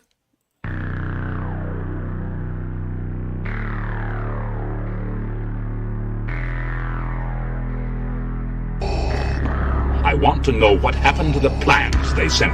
It's all those droids' fault. I'm so innocent and defenseless. Could you let me go? Send her to my chambers.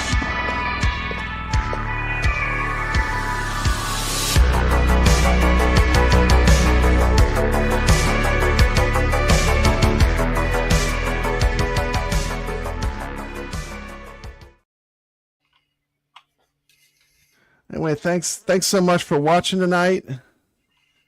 And I'll send us out. I'm gonna send us out old school. Here we go.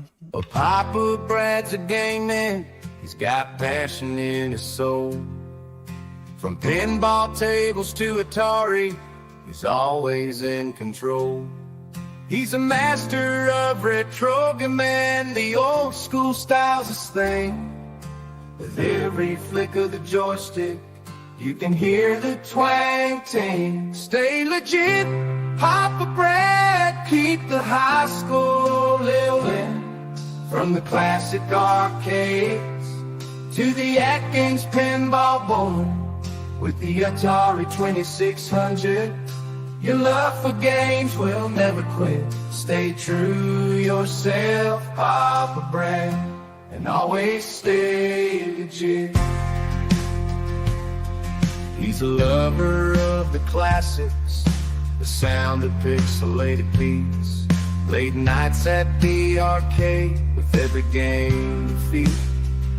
But he'll keep on pushing till he's reached that final stage. Papa Brad's the gaming legend. His passion never fades.